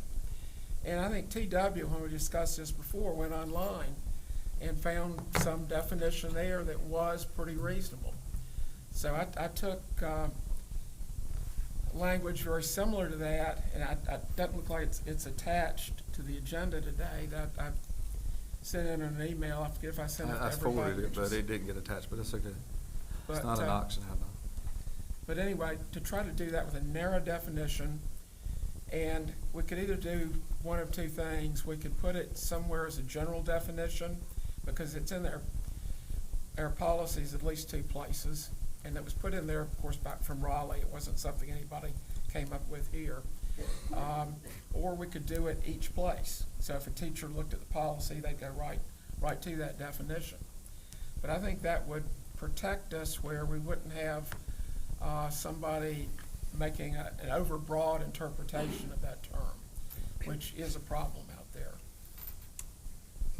So I would propose that we consider that language, and also, when we put it on for consideration, I'd like some direction as whether that should be a general definition somewhere or put individually every place that term appears. Well, since it's not attached, I don't know what. I centered the whole thing, but it made it out And it's not an attached. action item, but I hear what you're saying. My fear, I have the same fear that I had the last time this was discussed. It has to be general enough so that a principal can make the call. Because from today to next week, there could be a trend on something they say or do that now represents bigotry or hate. And we don't want that. We don't want Rick or Tracy or anybody else to be stuck because it's not in our policy that you can't say that. It's in our policy you can't say this, this, and this. So that's my fear. So I want to read that. But Stacey, you understand what I'm saying, right? I do, because trending, you never know. It may not even make it 24 hours when something hits something popular. Well, you know, like, as whatever, parents what of is that thing that they're teenagers- doing now, what, 6, 7, or whatever it's Oh, called? What, you know, what does Well, that mean? that was Is my it a- example before, and that's not hate speech, but my point is, 6 months ago, nobody thought, what, 6, 7, what the heck is that? Yeah. But being parents of teenagers, my fear is we are gonna make it so, I want it broad enough that a principal can make a call, you know, in their office Well- with the student, because at I that don't think we time, need to get caught that's up in considered trending. hateful. Yeah. Look, Steve, Yeah. how about do this? Email Andrea tomorrow with what you think that the hate symbol should be designated to be put back on the agenda Yes, Okay. for next meeting. yes, yeah. All right? Do we have a Can- game of pin to tail on a donkey we can Hold on, play? hold Because on, that's hold on. about what we're trying to do. Oh, yeah, you're Can- not gonna get there. You're That's just gonna about drill what we're down. trying to do. Because If we we can pay just these set that up professionals. right here, we stand a better chance. Hold on, can I say You something just here? gotta let the principals make All those right, you go decisions. first, then Stacy. Okay. Oh, you wanna go? Well, I was just gonna say, is there any way to measure it by a symbol that disrupts, that's disturbing to the environment? I got what I said to him last time he didn't like. Okay. Are you ready? Sure. A hate symbol is a word, image, gesture, number, or emblem that is commonly used to promote, support, signal hatred, hostility, or violence towards a specific group of people, typically based on characteristics such as race, religion, ethnicity, nationality, sexual orientation, and/or gender identity. That is the definition of hate symbol. That is Okay, one so one I'm gonna definition. play. It could be anything.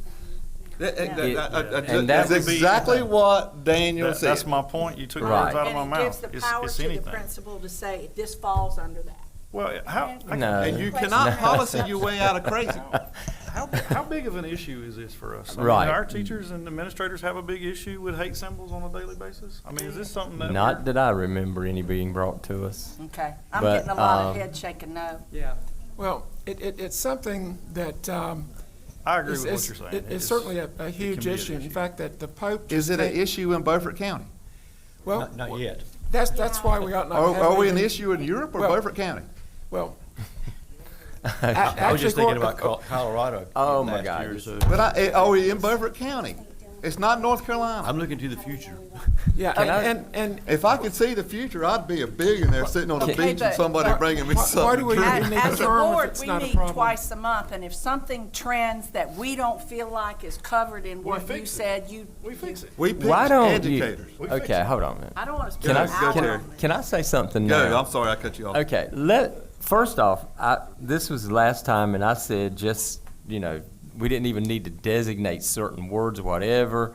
And then the next 2 days, an article came out that I was against free speech, which was entirely opposite what I was trying to say. Why don't you, and because I understand what you're saying, I kind of agree with you, and I say kind of because I don't understand it all. And you and I we've talked about this offline here.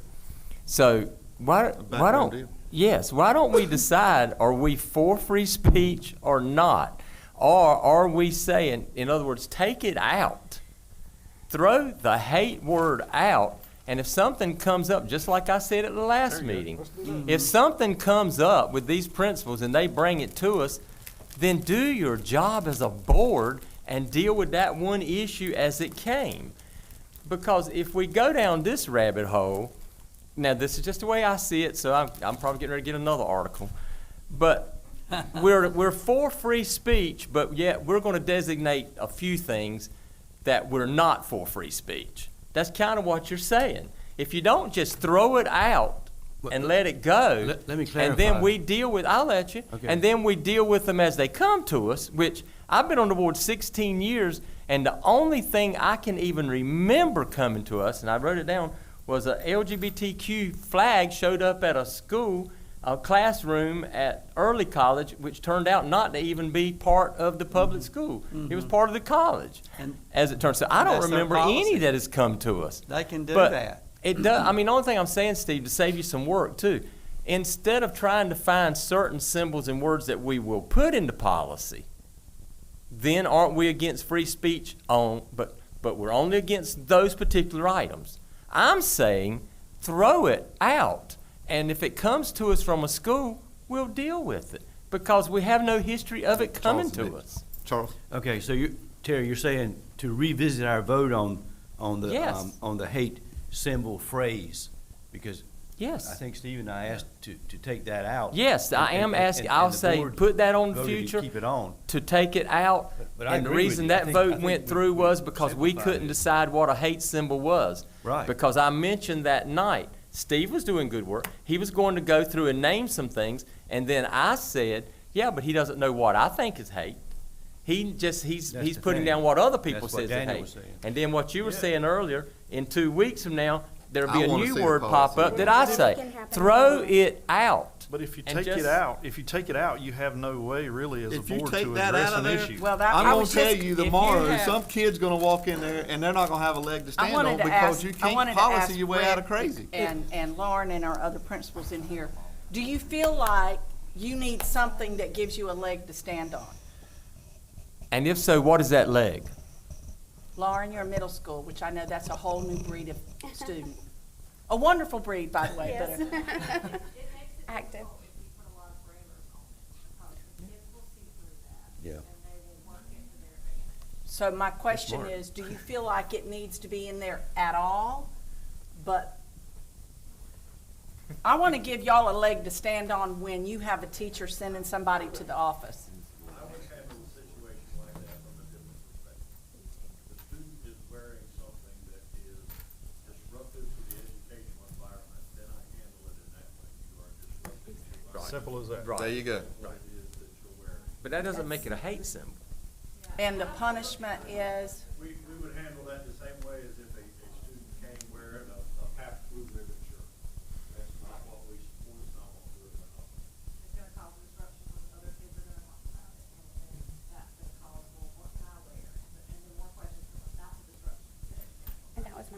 I like it.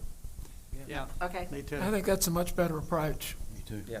Yeah, That's why we pay educators. let's go So with you it. prohibit So the you got items me. from any symbols. Take it out. Right, and leave it up to I'll them go to with do All that. right. And we could put it under the dress code. And you'll come back to us and tell us if it's not working for you. Yeah, it's not going to happen. All right. Moving on. Thank you. Yeah, we're moving Moving on. on. 5.6, this is a first read only. You got all the attachments. Dr. Take them home Cheeseman. and read them. Exactly what TW said. Take them home Boy, and it's a read lot of 'em. reading. Yep. Hold on a Yes. minute. All right. Take them home and read them. 6.1, Washington Elementary School equipment bid, playground, Miss Makepeace, and supporting cast. I do want to thank Ms. Fleming, even though she's not here tonight, for these paper copies. I really Yep. like that. Thank you. I'm not She's gonna try to pretty good. name names, Kelly. Yes, thank you so much.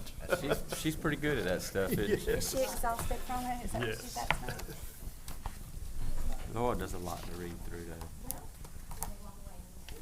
There's a lot that's not under legal protection too. We need to question our attorney. Uh, I've already started looking through it. Mr. Chairman, is this new, is this playground, is this new request, or is it regular? This is new. You should have one, two, three New request? attachments. You should have some attachments I up see there. it, yeah. Yeah. It's a new request? This is not new. This is in the bid to buy the playground equipment for the new. It's in the bid that was originally? They're getting ready to explain. Okay. Who wants it? Kelly, go. You're in charge. You're in charge. All right, first I want to introduce you, my class here with me. You guys know Jimmy Knight. Who? I'm just playing. Hi, Mr. Hyde. And Mr. Stokes. Hi, Mr. To my left Stokes. is Alan Powell, he's with Interior Systems. And then Brian Makepeace with Winco. Mr. Makepeace. All right, so I just did, to start off, I did a quick little presentation just to show you what these bids consist of, so you have a visual. We'll start with the furniture. All right, the furniture's a second on our list, so we got to go by the thing. We got playground first. Yeah.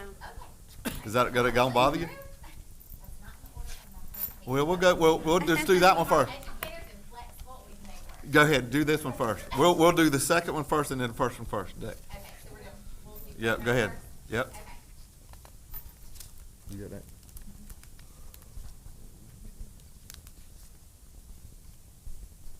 All right, so just to give you an overview, like an aerial view of the playground. Washington Elementary is going to consist of 4 different playgrounds. It's going to have, in the center courtyard will be the pre-K and the EC playgrounds. To the right, where the K-1 wing is, they will have their own playgrounds. Second and third grade will have their own playgrounds, and then there will be a small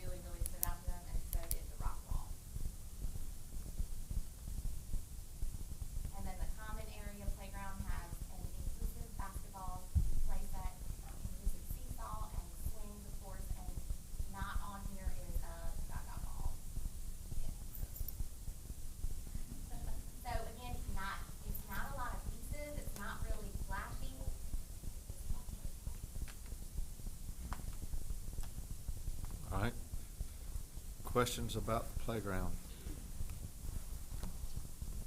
We're in budget. Nope.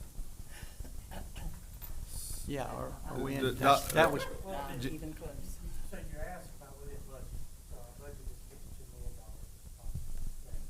I should have said the allotment for this equipment. And it's outside of the 43 million that we're paying to build the building. It's just like the, tables, chairs that we're buying, that was outside that also, that we're presenting to you also. That's part of the budget. The extra money, the $5 million that we had outside of the 43 million paid for. that's what I was asking, Mr. Chairman. Yep. And this playground equipment that we're looking to utilize, along with the rubber surface, is provided by, if you approve, provided by payroll, who provides all of our playground equipment for all of our schools, Madison County. They have excellent warranty issues on the equipment. We've had zero problems with them. It's one of my preferred things when it comes to playground. I will say, when I first saw the estimate, I knew 150 would not be any one place that it was at CMS was $100,000. And we did not go with Play World, and both were popping off big numbers. Play World is the preferred vendor. They use all the warranties, it's very responsive. Their equipment is So Jimmy or Brad or Kelly or Christie or one of them, if I speak out of turn here on the numbers, so,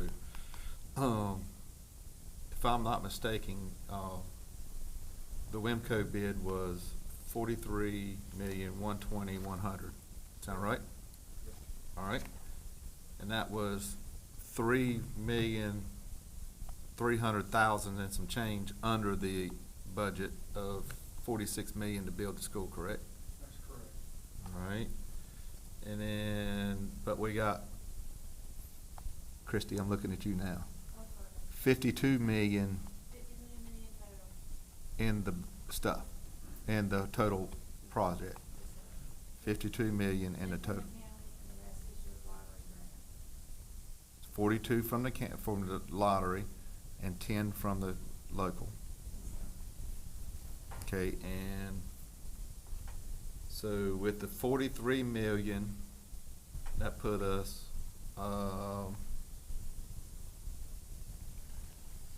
you may have it on your head, Brad, you're probably faster than I am.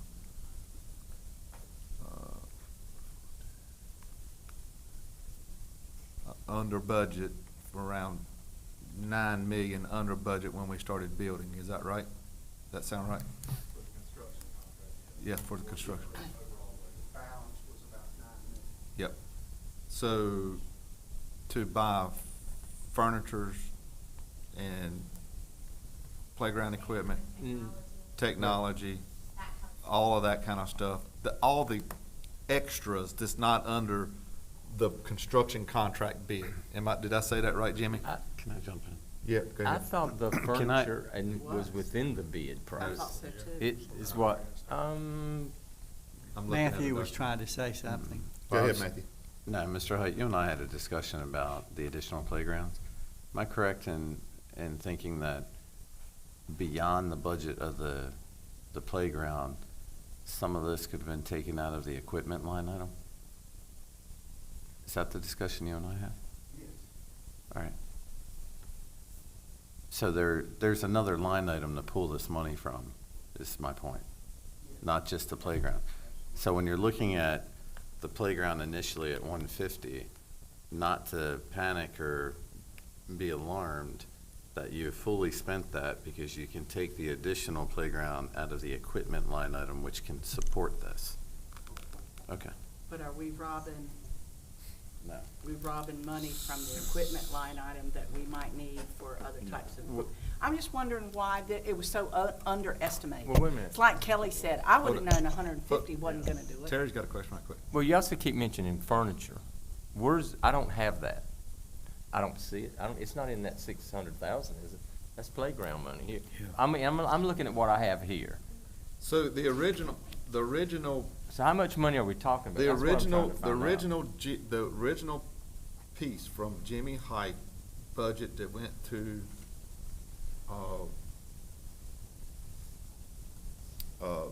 whatever it is, the lottery, was somewhere around 51,603. Does that sound about right? Correct. All right. So 51,603 was the total budget sent. And Wimco, local contractor, came in under budget Right. at 43,120. Right? Right. Correct.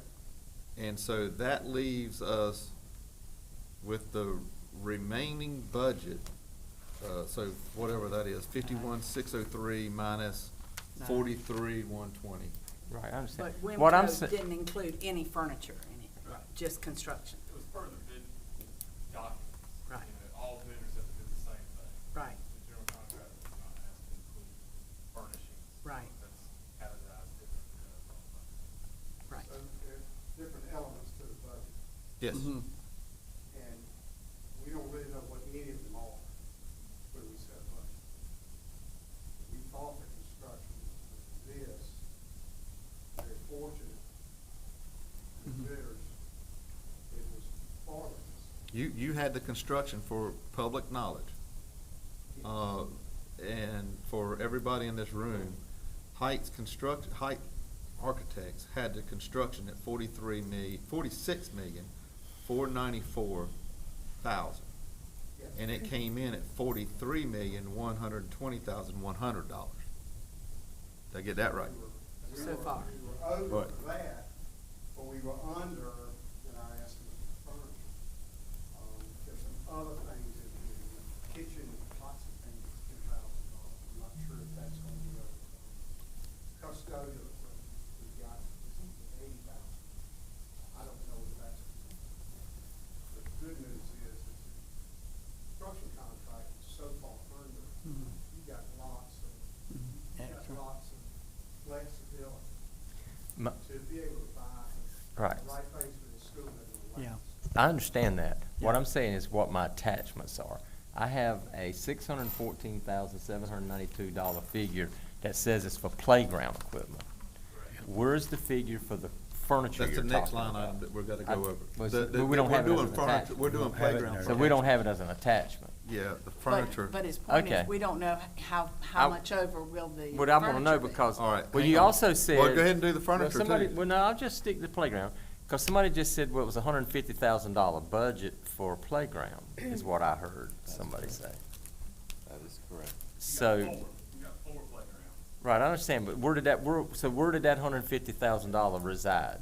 So we didn't have playground equipment in the original CCAP, which is the estimate that we provided a lot. So I put $150,000 in the construction contract with some other things. Right. That we don't know the prices of, like interior signage, or exterior signage. And there's a system that we have to put in new schools called a EDA system, which is the EMS reinforcement. Can't even design it until the building has all the windows in it. Okay. Things like that. Right, okay. We had a significant amount of money Okay. in their contract. Right. So there was 150 of this in their contract. Right, and I understand you're saying the playground could come from the figure between the 43 million and the 51 million, you know, I get that. So, but take the 150, whether you use it for something else or not, that shows a difference of 464,000 and some change. So I'm gonna just set that figure aside for a second. So now let's get to the furniture. I want to see between the furniture and this added together, how much money's gonna come out of that extra money that we keep saying we have. Because sooner or later, that extra money's not gonna be there anymore either, eventually. But I realize we've got enough to cover that now, but I just wanna see what the figure for the furniture is too. So, I don't know why it didn't get attached, I think. Well, it may be in the next one then, I don't No, know. I can't find I it. think she was trying to hide it so the public, like, you couldn't see the bid sheet. The bid tabulations usually get hidden until they're approved, from logins, but Yeah, you wouldn't the wanna be bid able to see a tabulations are not on company's there. bid. But go ahead. But the bid came in, Mr. Powell with Interior Systems came in at $799. $799 what, Ms. Makepeace? 5, 10, and 15. Okay, yeah, I'll leave the cents So off. 800,000. 800,000. And there was no money budgeted for that anywhere, or there was, like the 150 for the playground. Is there any money for that anywhere? We had listed that in the menu of items that made up that original budget that we created in July 23. And the number we assigned to that was $600,000. Assigned to furniture. Yeah, so it's 200,000 over the assigned line item. Right. Part of the 52. So we're 400 and some No, over you're in six, playground and and- 200 and some over right. in furniture. That's the figure I was looking at. So between the two, you're at 664,000 and some change. And he's 3,300,000 under on the construction. Yeah. So far. Yeah, we take. I mean, I want to be fair to Wimco. We're not finished yet, so they don't. Oh, this has nothing to do with me. No, I meant as far as. That was quick. As far as your construction bid, something could happen that you would have to come back and go. You never know. And we want to make sure that we can cover anything catastrophic, hoping it doesn't Good happen. point, good point. Don't will it on us, Carolyn. We're knocking on not. wood. We had great weather. But you gotta have that in your mind, that our responsibility is to make sure we pay Wimco for And build whatever school. comes up. Right. Yeah, you're right, Carolyn. I'll just say this, just that overall, total project, our contract is $43,120,000, hasn't changed yet, don't intend on it changing. So you still haven't had any change orders to date, right? No change orders? we've- No Even change though orders? I'm just making that sure. gets floated out there in public, we know that's No, not that's true.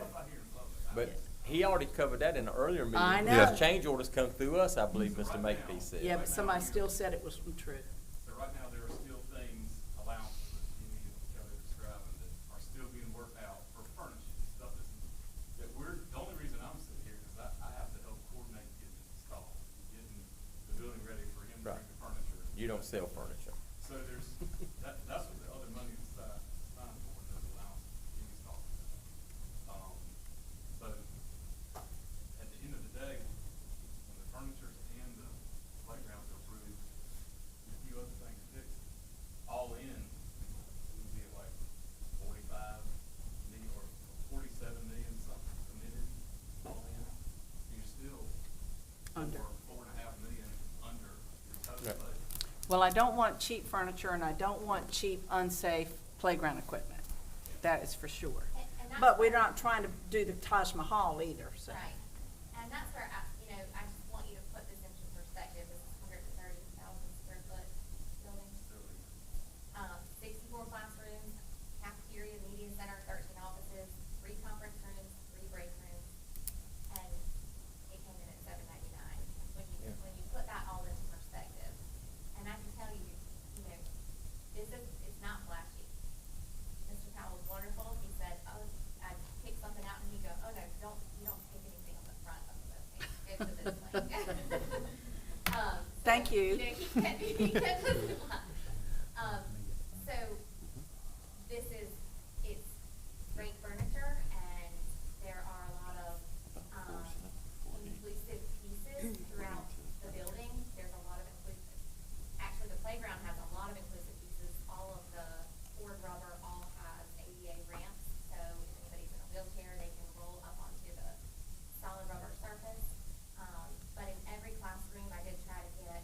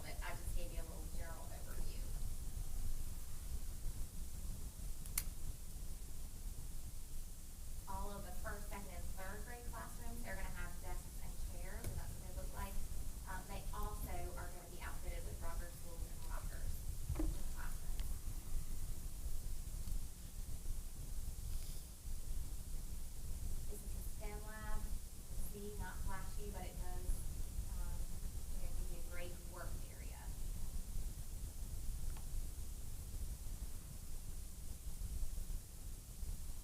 Art room, all these colors and all these table designs and choices were all chosen by the parents. There are 2 collaborative spaces in the building, so these are some fun areas to bring classes together, learn together, solve problems together. And then, the last thing we did do is put, classroom rugs. Classroom rugs. We did for classroom rugs for each classroom. I don't know if you've been in, classrooms, but some so these are all, gonna be consistent. The teachers were able to choose, actually, I kind of nudged them on the 2nd and 3rd grade, because our kids, my 8th grade daughter has no spatial idea of which is the United States, so we're gonna start having to look at maps from starting 2nd grade. I think that's pretty cool. I noticed that and I said that it gets them starting to think about where they are and where other people are. Jamie, how do you're the one, after all of these, with the exception of Kelly, you're the one that's gonna be, through maintenance, fixing and or replacing and or repairing said furniture. Are you okay with most of it? I met with the vendor early on whenever he came showing the furniture. I got opportunity to see pieces, put my hands on it, and I'm a hands-on guy. It was all solid, good, well-made furniture.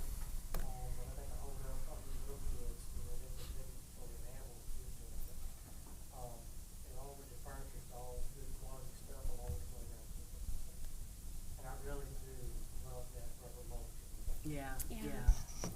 And these chairs are all stackable, right? Yes, ma'am. Let me say this, everything in the school furniture-wise, there's not a category for rugs, but all the furniture is on state contracts, it's all state contract approved, 5610A. So they've got to test it to make sure it's durable, and so all your furniture in your school, exception of the rugs, is on state contract. Great.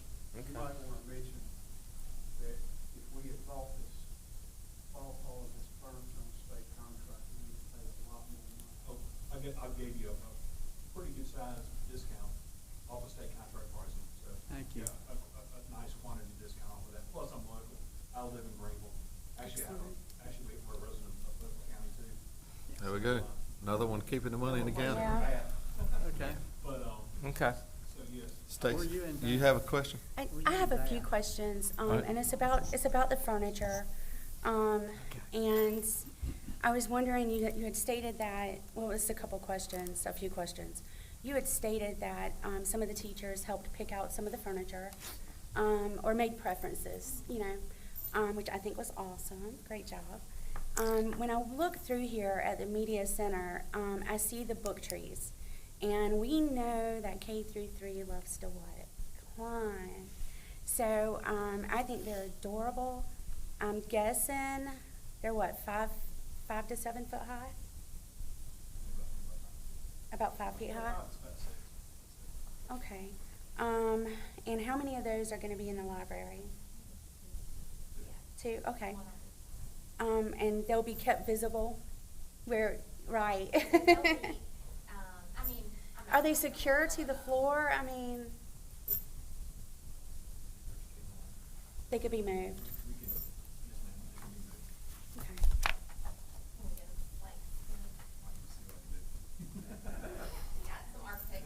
Yeah. Contractors here, we can make anything. So the next thing that I wondered, is I love the rocking chairs, by the way. Fantastic decision. That's gonna help a whole lot because we know that a lot of our students today love to rock and move and spin. So I think that's gonna be great for learning time. And what I didn't notice was, before we go to the playground, was cafeteria furniture. So cafeteria tables. Has that not been selected? That's in bid. Okay. Mobile bench tables. Okay. So you can either have them out, or if you ever need to clear out the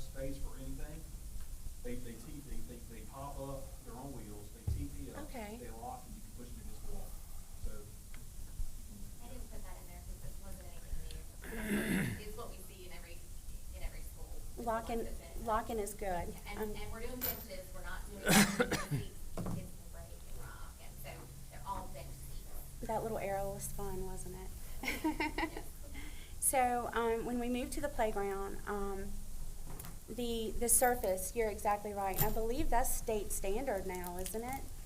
To have that In membrane. every community park, and Yeah. every community playground now, so. Or I was thinking it was, because I did some work with Duplin County. Well, you're And- grandfathered in if you don't have it now. Right, But a that's new one the- has to have it. Mhm.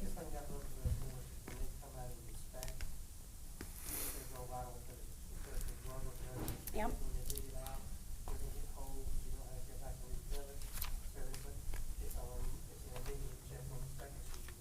Yep. So I think that's great. I think we should definitely move forward with that.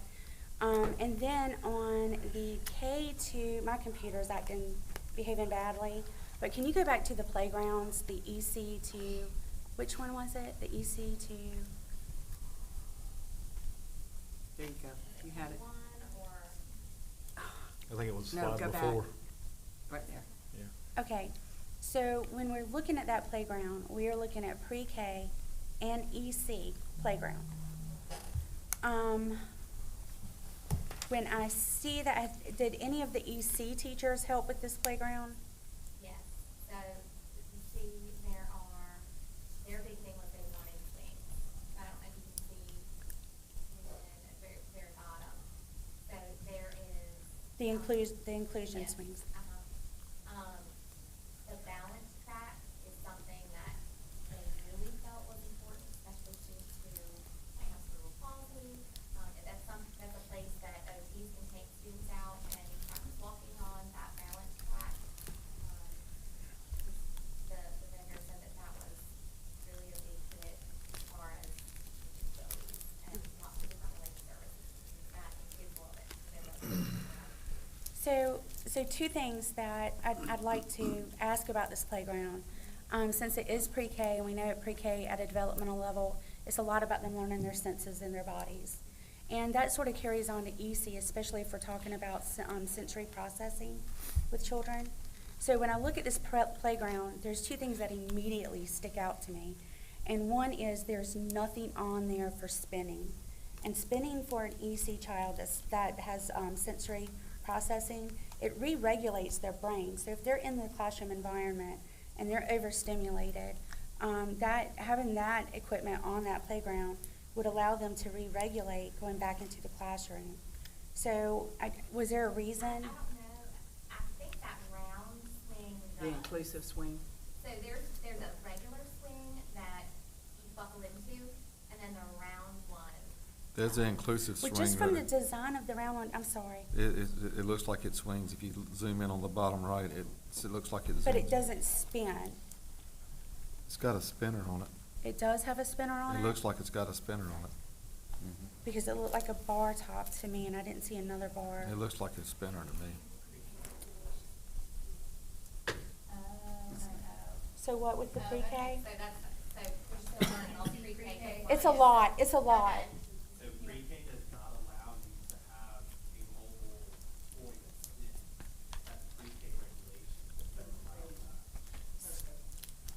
that. And I can understand that, I can understand that.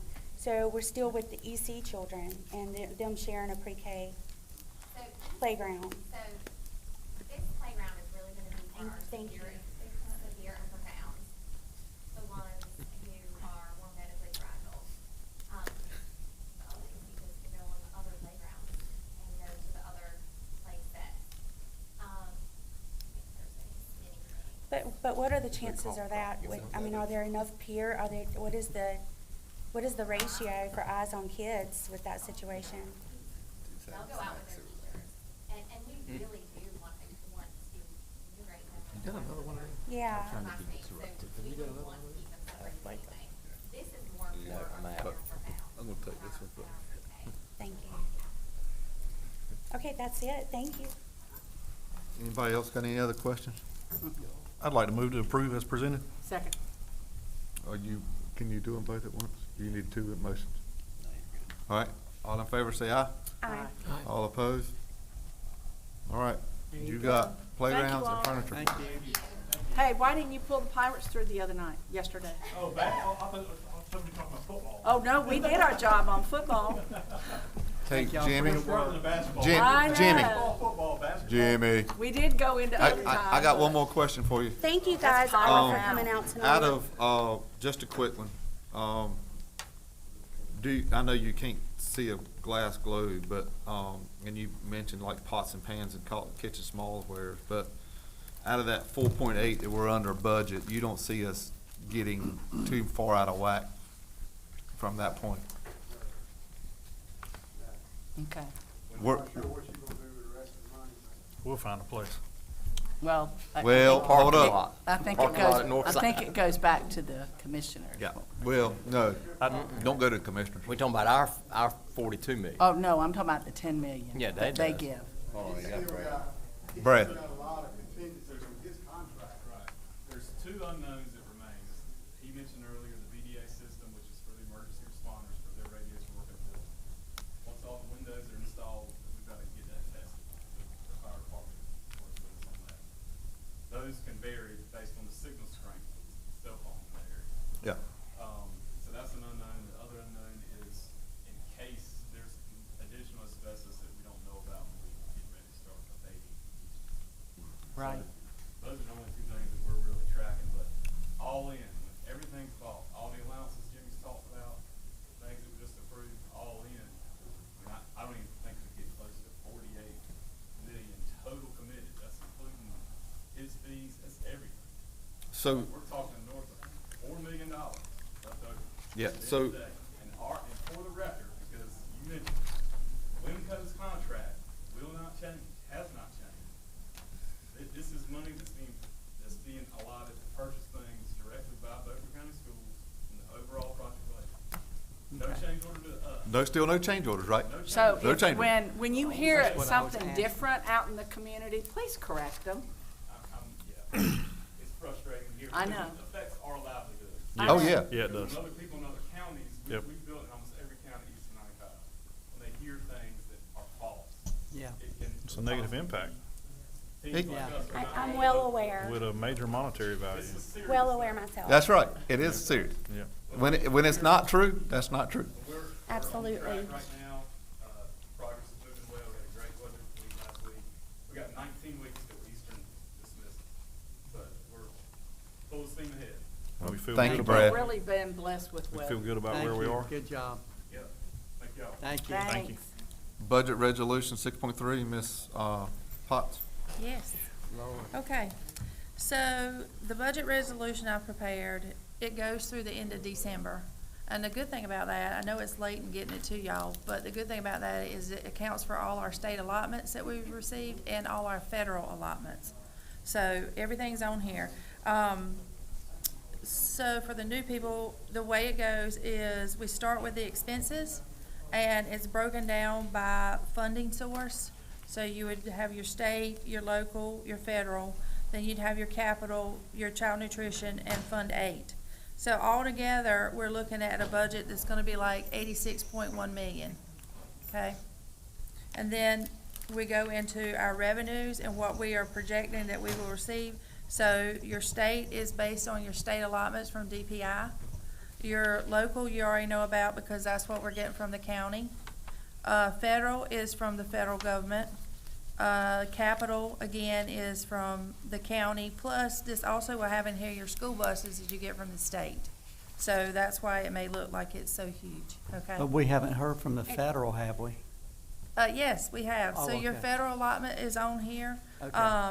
So two places, Mr. Shreve. Federal expenditures start kind of to the bottom on page 1, and they go over to page 2, and the total of what we're expecting from the federal government is going to be about 7.4 million. And our allotments are gonna be with the revenue, which will be on the 3rd page. So the exact figure we're expecting is $7,417,429.39. Okay. I see Okay. that. Thank you, yeah. Yeah, you're welcome. So, that's the way it goes, is, expenses first, and then revenue, and I've fine-tuned it to the best of my ability, and this, like I say, is through the end of December. So what will happen if you approve this tonight, then I will present you with 3 other amendments during this fiscal year, and I'm kind of shooting for, March, May, and then, of course, we have to do one for the end of June. Yes, unless Right. you get a Sir. state budget. Don't count We it. do not have a state budget. I know, but if you get a But state budget, we'll do it all If we again. get a state budget, They don't have to then do I it. will fine-tune all this again. Let me ask this, in the past dealing with budgets, I've always seen the historical, the prior year actual and the prior year budgeted, so you could see changes. So could you just tell me verbally, are there any major changes from our current year budget? And if so, where are they? Well, this would be your current budget. Last year's budget, I do not have with me. There are no major changes. No major changes? Okay, This is a similar budget that we presented last year. okay, great. Move approval. I would, Second I'm sorry, that. I would like to make a motion. I'm wondering about the Child Nutrition Fund, the Child Nutrition Fund and how it's under, hold on, my computer is going slow. It's under Fund 5. Yeah, I've got mine here. Okay, so it's under Capital Services. No, it's Under under Fund Child. 5. Fund 5. It's under child nutrition. So, okay, I think I understand what you're saying. So each funding source has its own number, and child nutrition provided by the state is always Fund 5. So when you see Fund 5, that represents child nutrition. And it just looks. And She's so asking capital about- is Fund 4. No, So, Christie, What? she's asking about the purpose code 7200 capital. oh, well, that's dictated by the state. It's always 7,200 for child I was, nutrition. I was actually asking about the services and the services and the child nutrition. Okay. Why it was there as the capital, why it said capital services. Right. Thank you. Yeah. So I got a motion on the second to approve the budget amendment. All in favor, say aye. Aye. Aye. All opposed.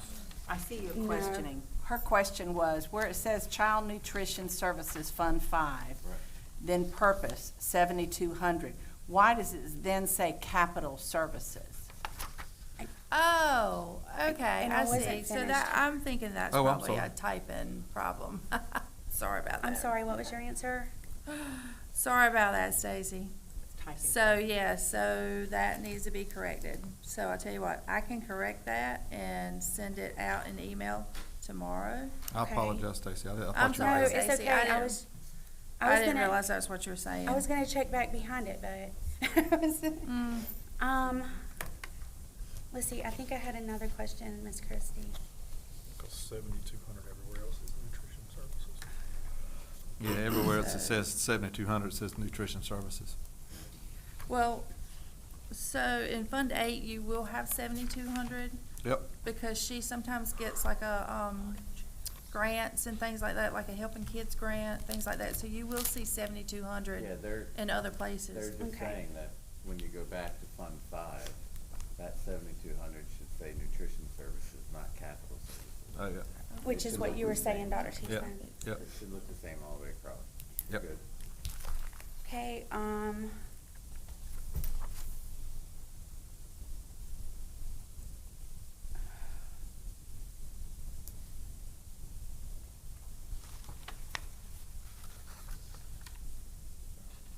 yeah, no. Also, is there any way that the board can get the, just more transparency of what these funds are and what they're being spent on, like the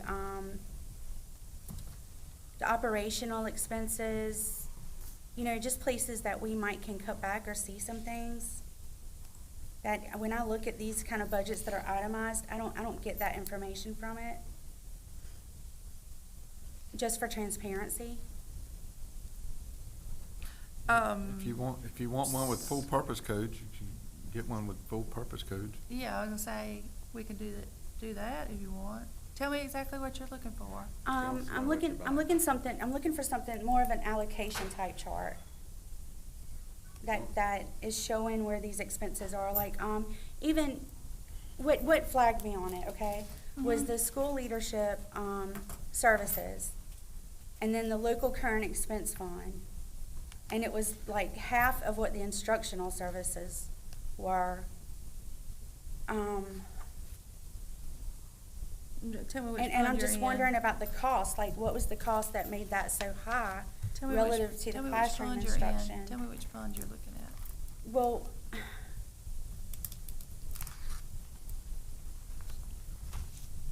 She's asking if you're in Fund 1, Fund 2, Mhm. Fund 3.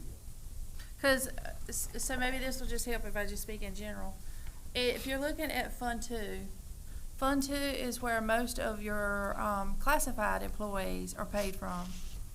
okay, Okay, so you might see operational expenses look higher than regular classroom instructional employees. okay, Because your classroom instructional employees, the majority of those are paid out of state funds, which is state one.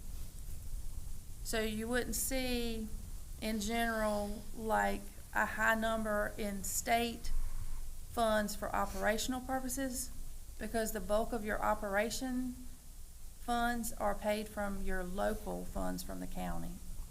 Does that make sense? it does, but the numbers still seem really high. Okay, well, So tell me. could I just get an itemization of the, So, Yeah. Sure. Yeah. the current Yeah. expenses and the instructional services? Okay, so you want, And then we vote on it next, like, sort of table it, and we vote on it next, We've already passed this one. I say, you're oh, is this the actually, one that we passed at the end of last year? This is the one we just passed tonight. We just passed this one. This one's done. Well, I would like those numbers and see those numbers, please. okay, tell me exactly what you want, sweetie. I would like to see the local current expense fund, Local expense, the one that's 1.469, 1.469, okay? and the total of the instructional services, I guess broke down by the funding from what we're talking about. Just so I can look at the leadership cost, just so I can see that myself.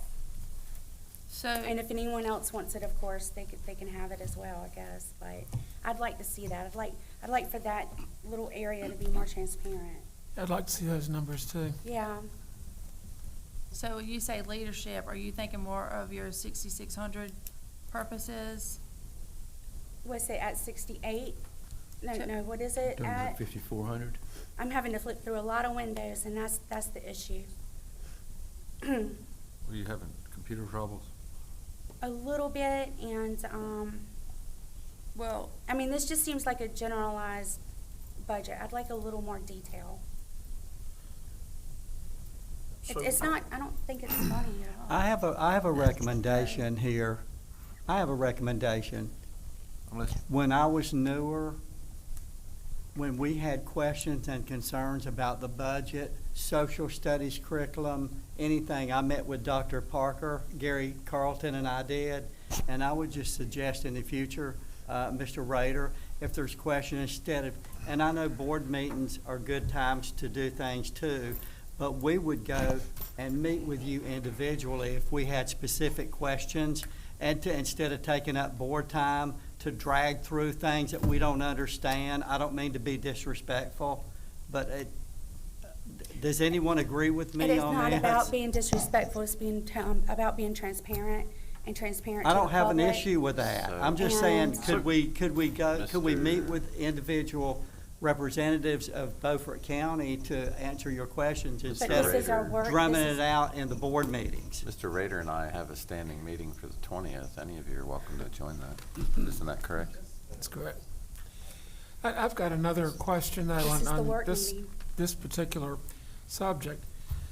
Other budgets I've dealt with, either in management or in a board oversight capacity, we've gotten monthly updates. And I think that would be very helpful to It have. really would. And my question is, how difficult would that be for you to produce and provide to us? I can do whatever the board asks. I'm just asking how difficult it would be first, because if it's gonna be a complicated problem, that's one thing. If it's gonna be something, just hitting a button on the computer and spitting it out, you know, it's another. I think within these purpose codes, and correct me if I'm wrong, do y'all use like general ledger codes? Yes, we So- do use general ledger codes. I can Yes. only imagine the depth in which these purpose codes Yes. cover. Exactly.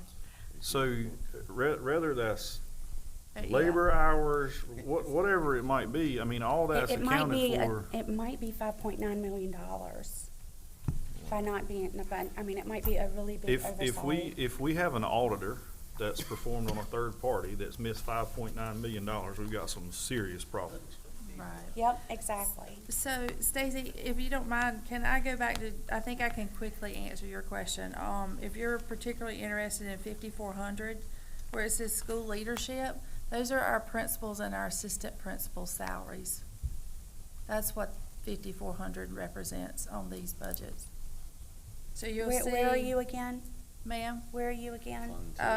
I'm under Fund, 5400. well, I can look at Fund 2 because you gave out $1,469,000, and it's 5400 is the purpose code, and it says school leadership services. Those are our APs mostly that are in Fund 2 because the state does not give us enough money, or not gonna say money, they don't give us enough position allotment to cover everybody in state funds. So we pay the bulk of our APs out of local funds. So that's what 5400 represents. They're people. These are salaries, these are not things. No, we have to have them to run the schools. Well, there's the operational expenses and the instructional expenses. I think that would be really important for the board to be looking at. Okay. And also, it is kind of frustrating. This is the first board I've ever been on in 25 years that I don't have a financial statement when I sit down at my seat. And I understand how big the budget is, but it's very difficult to reflect on all the decisions when you're not the one with your hands in it every day. So when I'm sitting here and I don't have my hands in it every day, I would like to be able to have something to reference. Oh, I get that. So what I'm thinking maybe might be helpful for you is each one of these purpose codes, like 5100, your regular instructional services, those are your Cert 10s, those are their salaries. Right, but. So I tell you what. I Maybe think we a can list of the purpose codes Yeah. might help you Right. decide what Explain the each services purpose are. I think what we could do, let me make this recommendation and see if this suffices to everybody here, because we've seen these purpose codes a lot. Can you do a cheat sheet Yeah, on absolutely. the purpose code, like purpose code 5100 covers this? Because I know you got a general Yeah. idea of, you got a general thing. Mm-hmm. Purpose 5100 covers these people, not names, but Right, these cover but these people. What does it cover What do you within think, that? Stacy? Would that be To helpful? start working on what they all cover, so you can see the breakdown, and she can, we've had those printed books of the whole Yeah. complete budget, and it's literally about that thick. Mm-hmm. But I'm thinking what But might we be should know helpful them. is we have Huh? We should be able to have them to You can. refer to. Hello, you want one Oh, I'll printed? get you one. If you want one, I'll print you out one. But, you know, I was looking at like Capital Outlay Fund 4. Tell me about that. Tell me about that fund. Capital is your capital projects that Jamie has going on for your facilities. The only thing that's in there that you might not be familiar with is going to be your, school buses. You know, the state of North Carolina issues us so many yellow buses a year. And so we have to reflect that in there. And then you have your, money that's come from the county. So any funds that come from the county that's allocated for capital, you know, we can't spend it on anything else. It has That's to go gotta be, on capital. that's gotta be spent on things, not people. Right, when that's you- 100% things. That's nobody's salary. So when you look at operational support systems, and it's a little over 2.5 million, what does that consist of? Where are you at, operational what? I'm under Capital Outlay Fund 4. She's on 6500, purpose code 6500, capital Yes. outlay, operational support services, 2.5 million. That is if I'm not mistaken, that is all of your capital fund that you're doing maintenance on all the buildings with, every day. When we're approving, bids and stuff, that's where that money's coming out of. Is that correct, Christie? Yes, that's all your repairs, your whatever you bulb, have. Light ballasts. bulbs, yes, your, anything that keeps you functioning. Miss Booth, What we vote on a few minutes ago? this? This budget's already passed. Well, what are we talking about now? Why don't y'all get together and decide what it is y'all want the purpose, because I don't need to know that. I don't need to hear it anymore. Well, that's not I've procedures heard anyway. those purpose codes for 16 years. But Stacy's not been here 16 years. So you do need to do that. But why don't y'all get together in a private meeting, not private, but a meeting outside of this meeting? We don't need to hear all this tonight. And I thought that's what these meetings were for. But they're not for going in details about purpose codes. I think you should have it. I'm not saying you shouldn't have it. But I'm just saying, why don't y'all meet one-on-one like Mr. Rader and the superintendent meets about some things? And not like myself and the superintendent meets about some things. I've met with I'm more Christie. interested in where the expenses are going than, what codes are. I mean, Out of our- I know it goes hand in hand. Out of our, Christie, out of our budget, the state funding drop and the federal funding drop is all allocated, is that correct? And restricted? And restricted? Yep. So only thing that we can maneuver around is our local funding is people coming from the county commissioners, correct? And that's around, how many million? How much do we get from local funding? 16 million, somewhere along there. And then the other And that is would be the local current expense? local funding for people Okay. is around 16 million. Don't hold me hard to it, because I'm running off the thing. Yeah, I don't have it. And then the capital funding It's 2.12. is like 2.1, 2.2.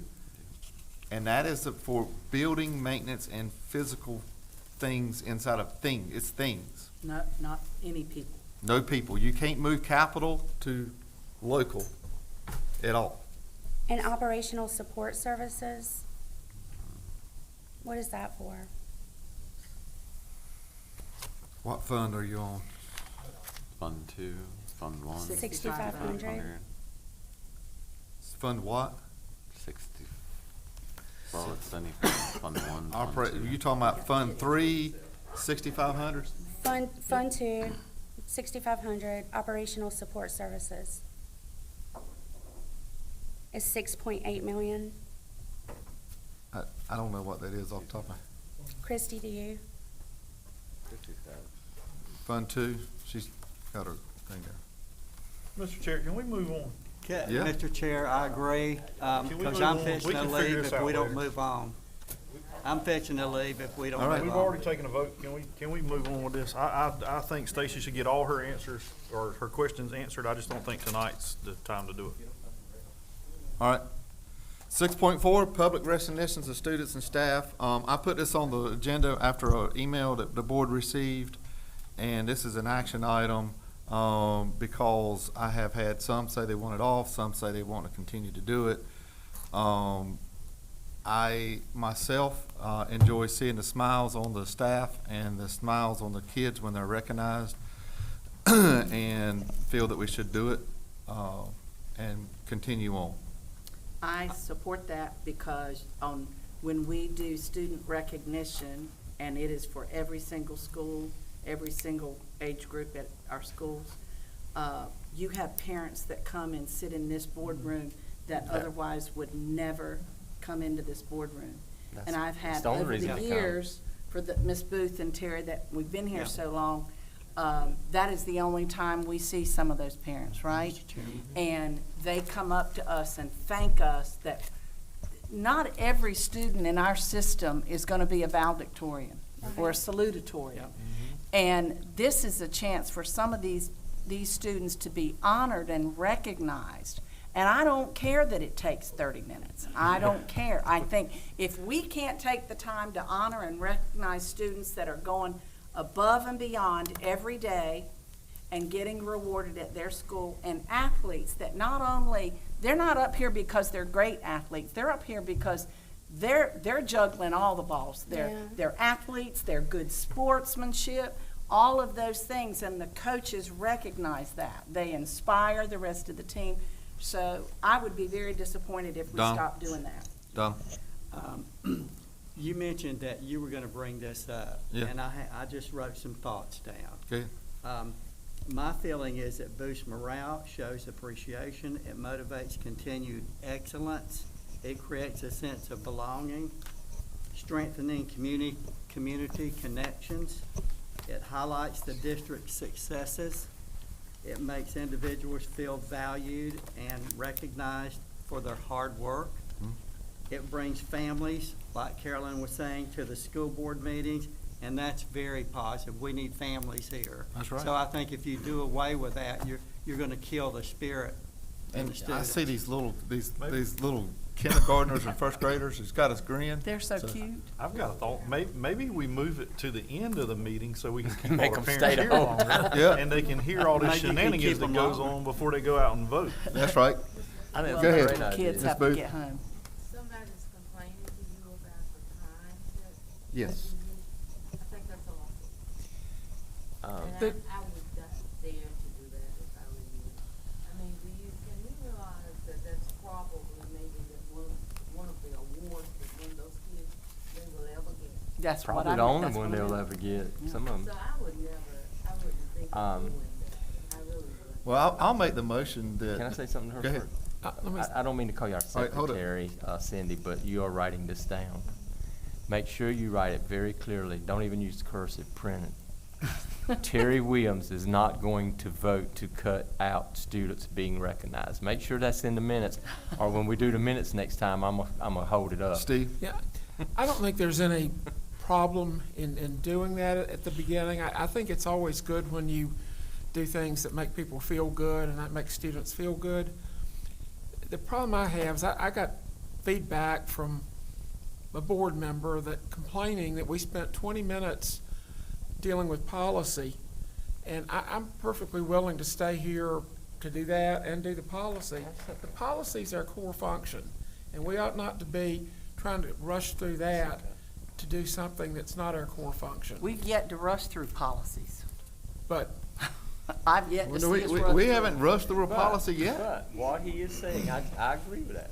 I think we should take time to do all of it. Yeah. I Exactly. don't care how late we leave. That's my point. Well, I'm Whatever fine it with that, Steve. Yeah, I'll make a we just motion say that we keep whatever, so? public recognition of students and staff on the agenda for the meeting. Absolutely. All in favor, say aye. Aye. All opposed. We don't have many left, but Miss Walker, Miss Moore, and Mr. Oliveris, and Miss Terry. Gibbs, who And was Kurt. once here. Kurt. He's here. No, no, Still no, here. no. My question is, are we doing a good thing by continuing character ed and athlete of the month? Absolutely. All right, Yeah. good. All right, you ready? Good. I move that we go into closed session pursuant to General Statute 143, 318, 11A1, and A6 What to le- prevent disclosure of confidential personnel information under General Statute 115C319 and 115C321. Second. Thank you.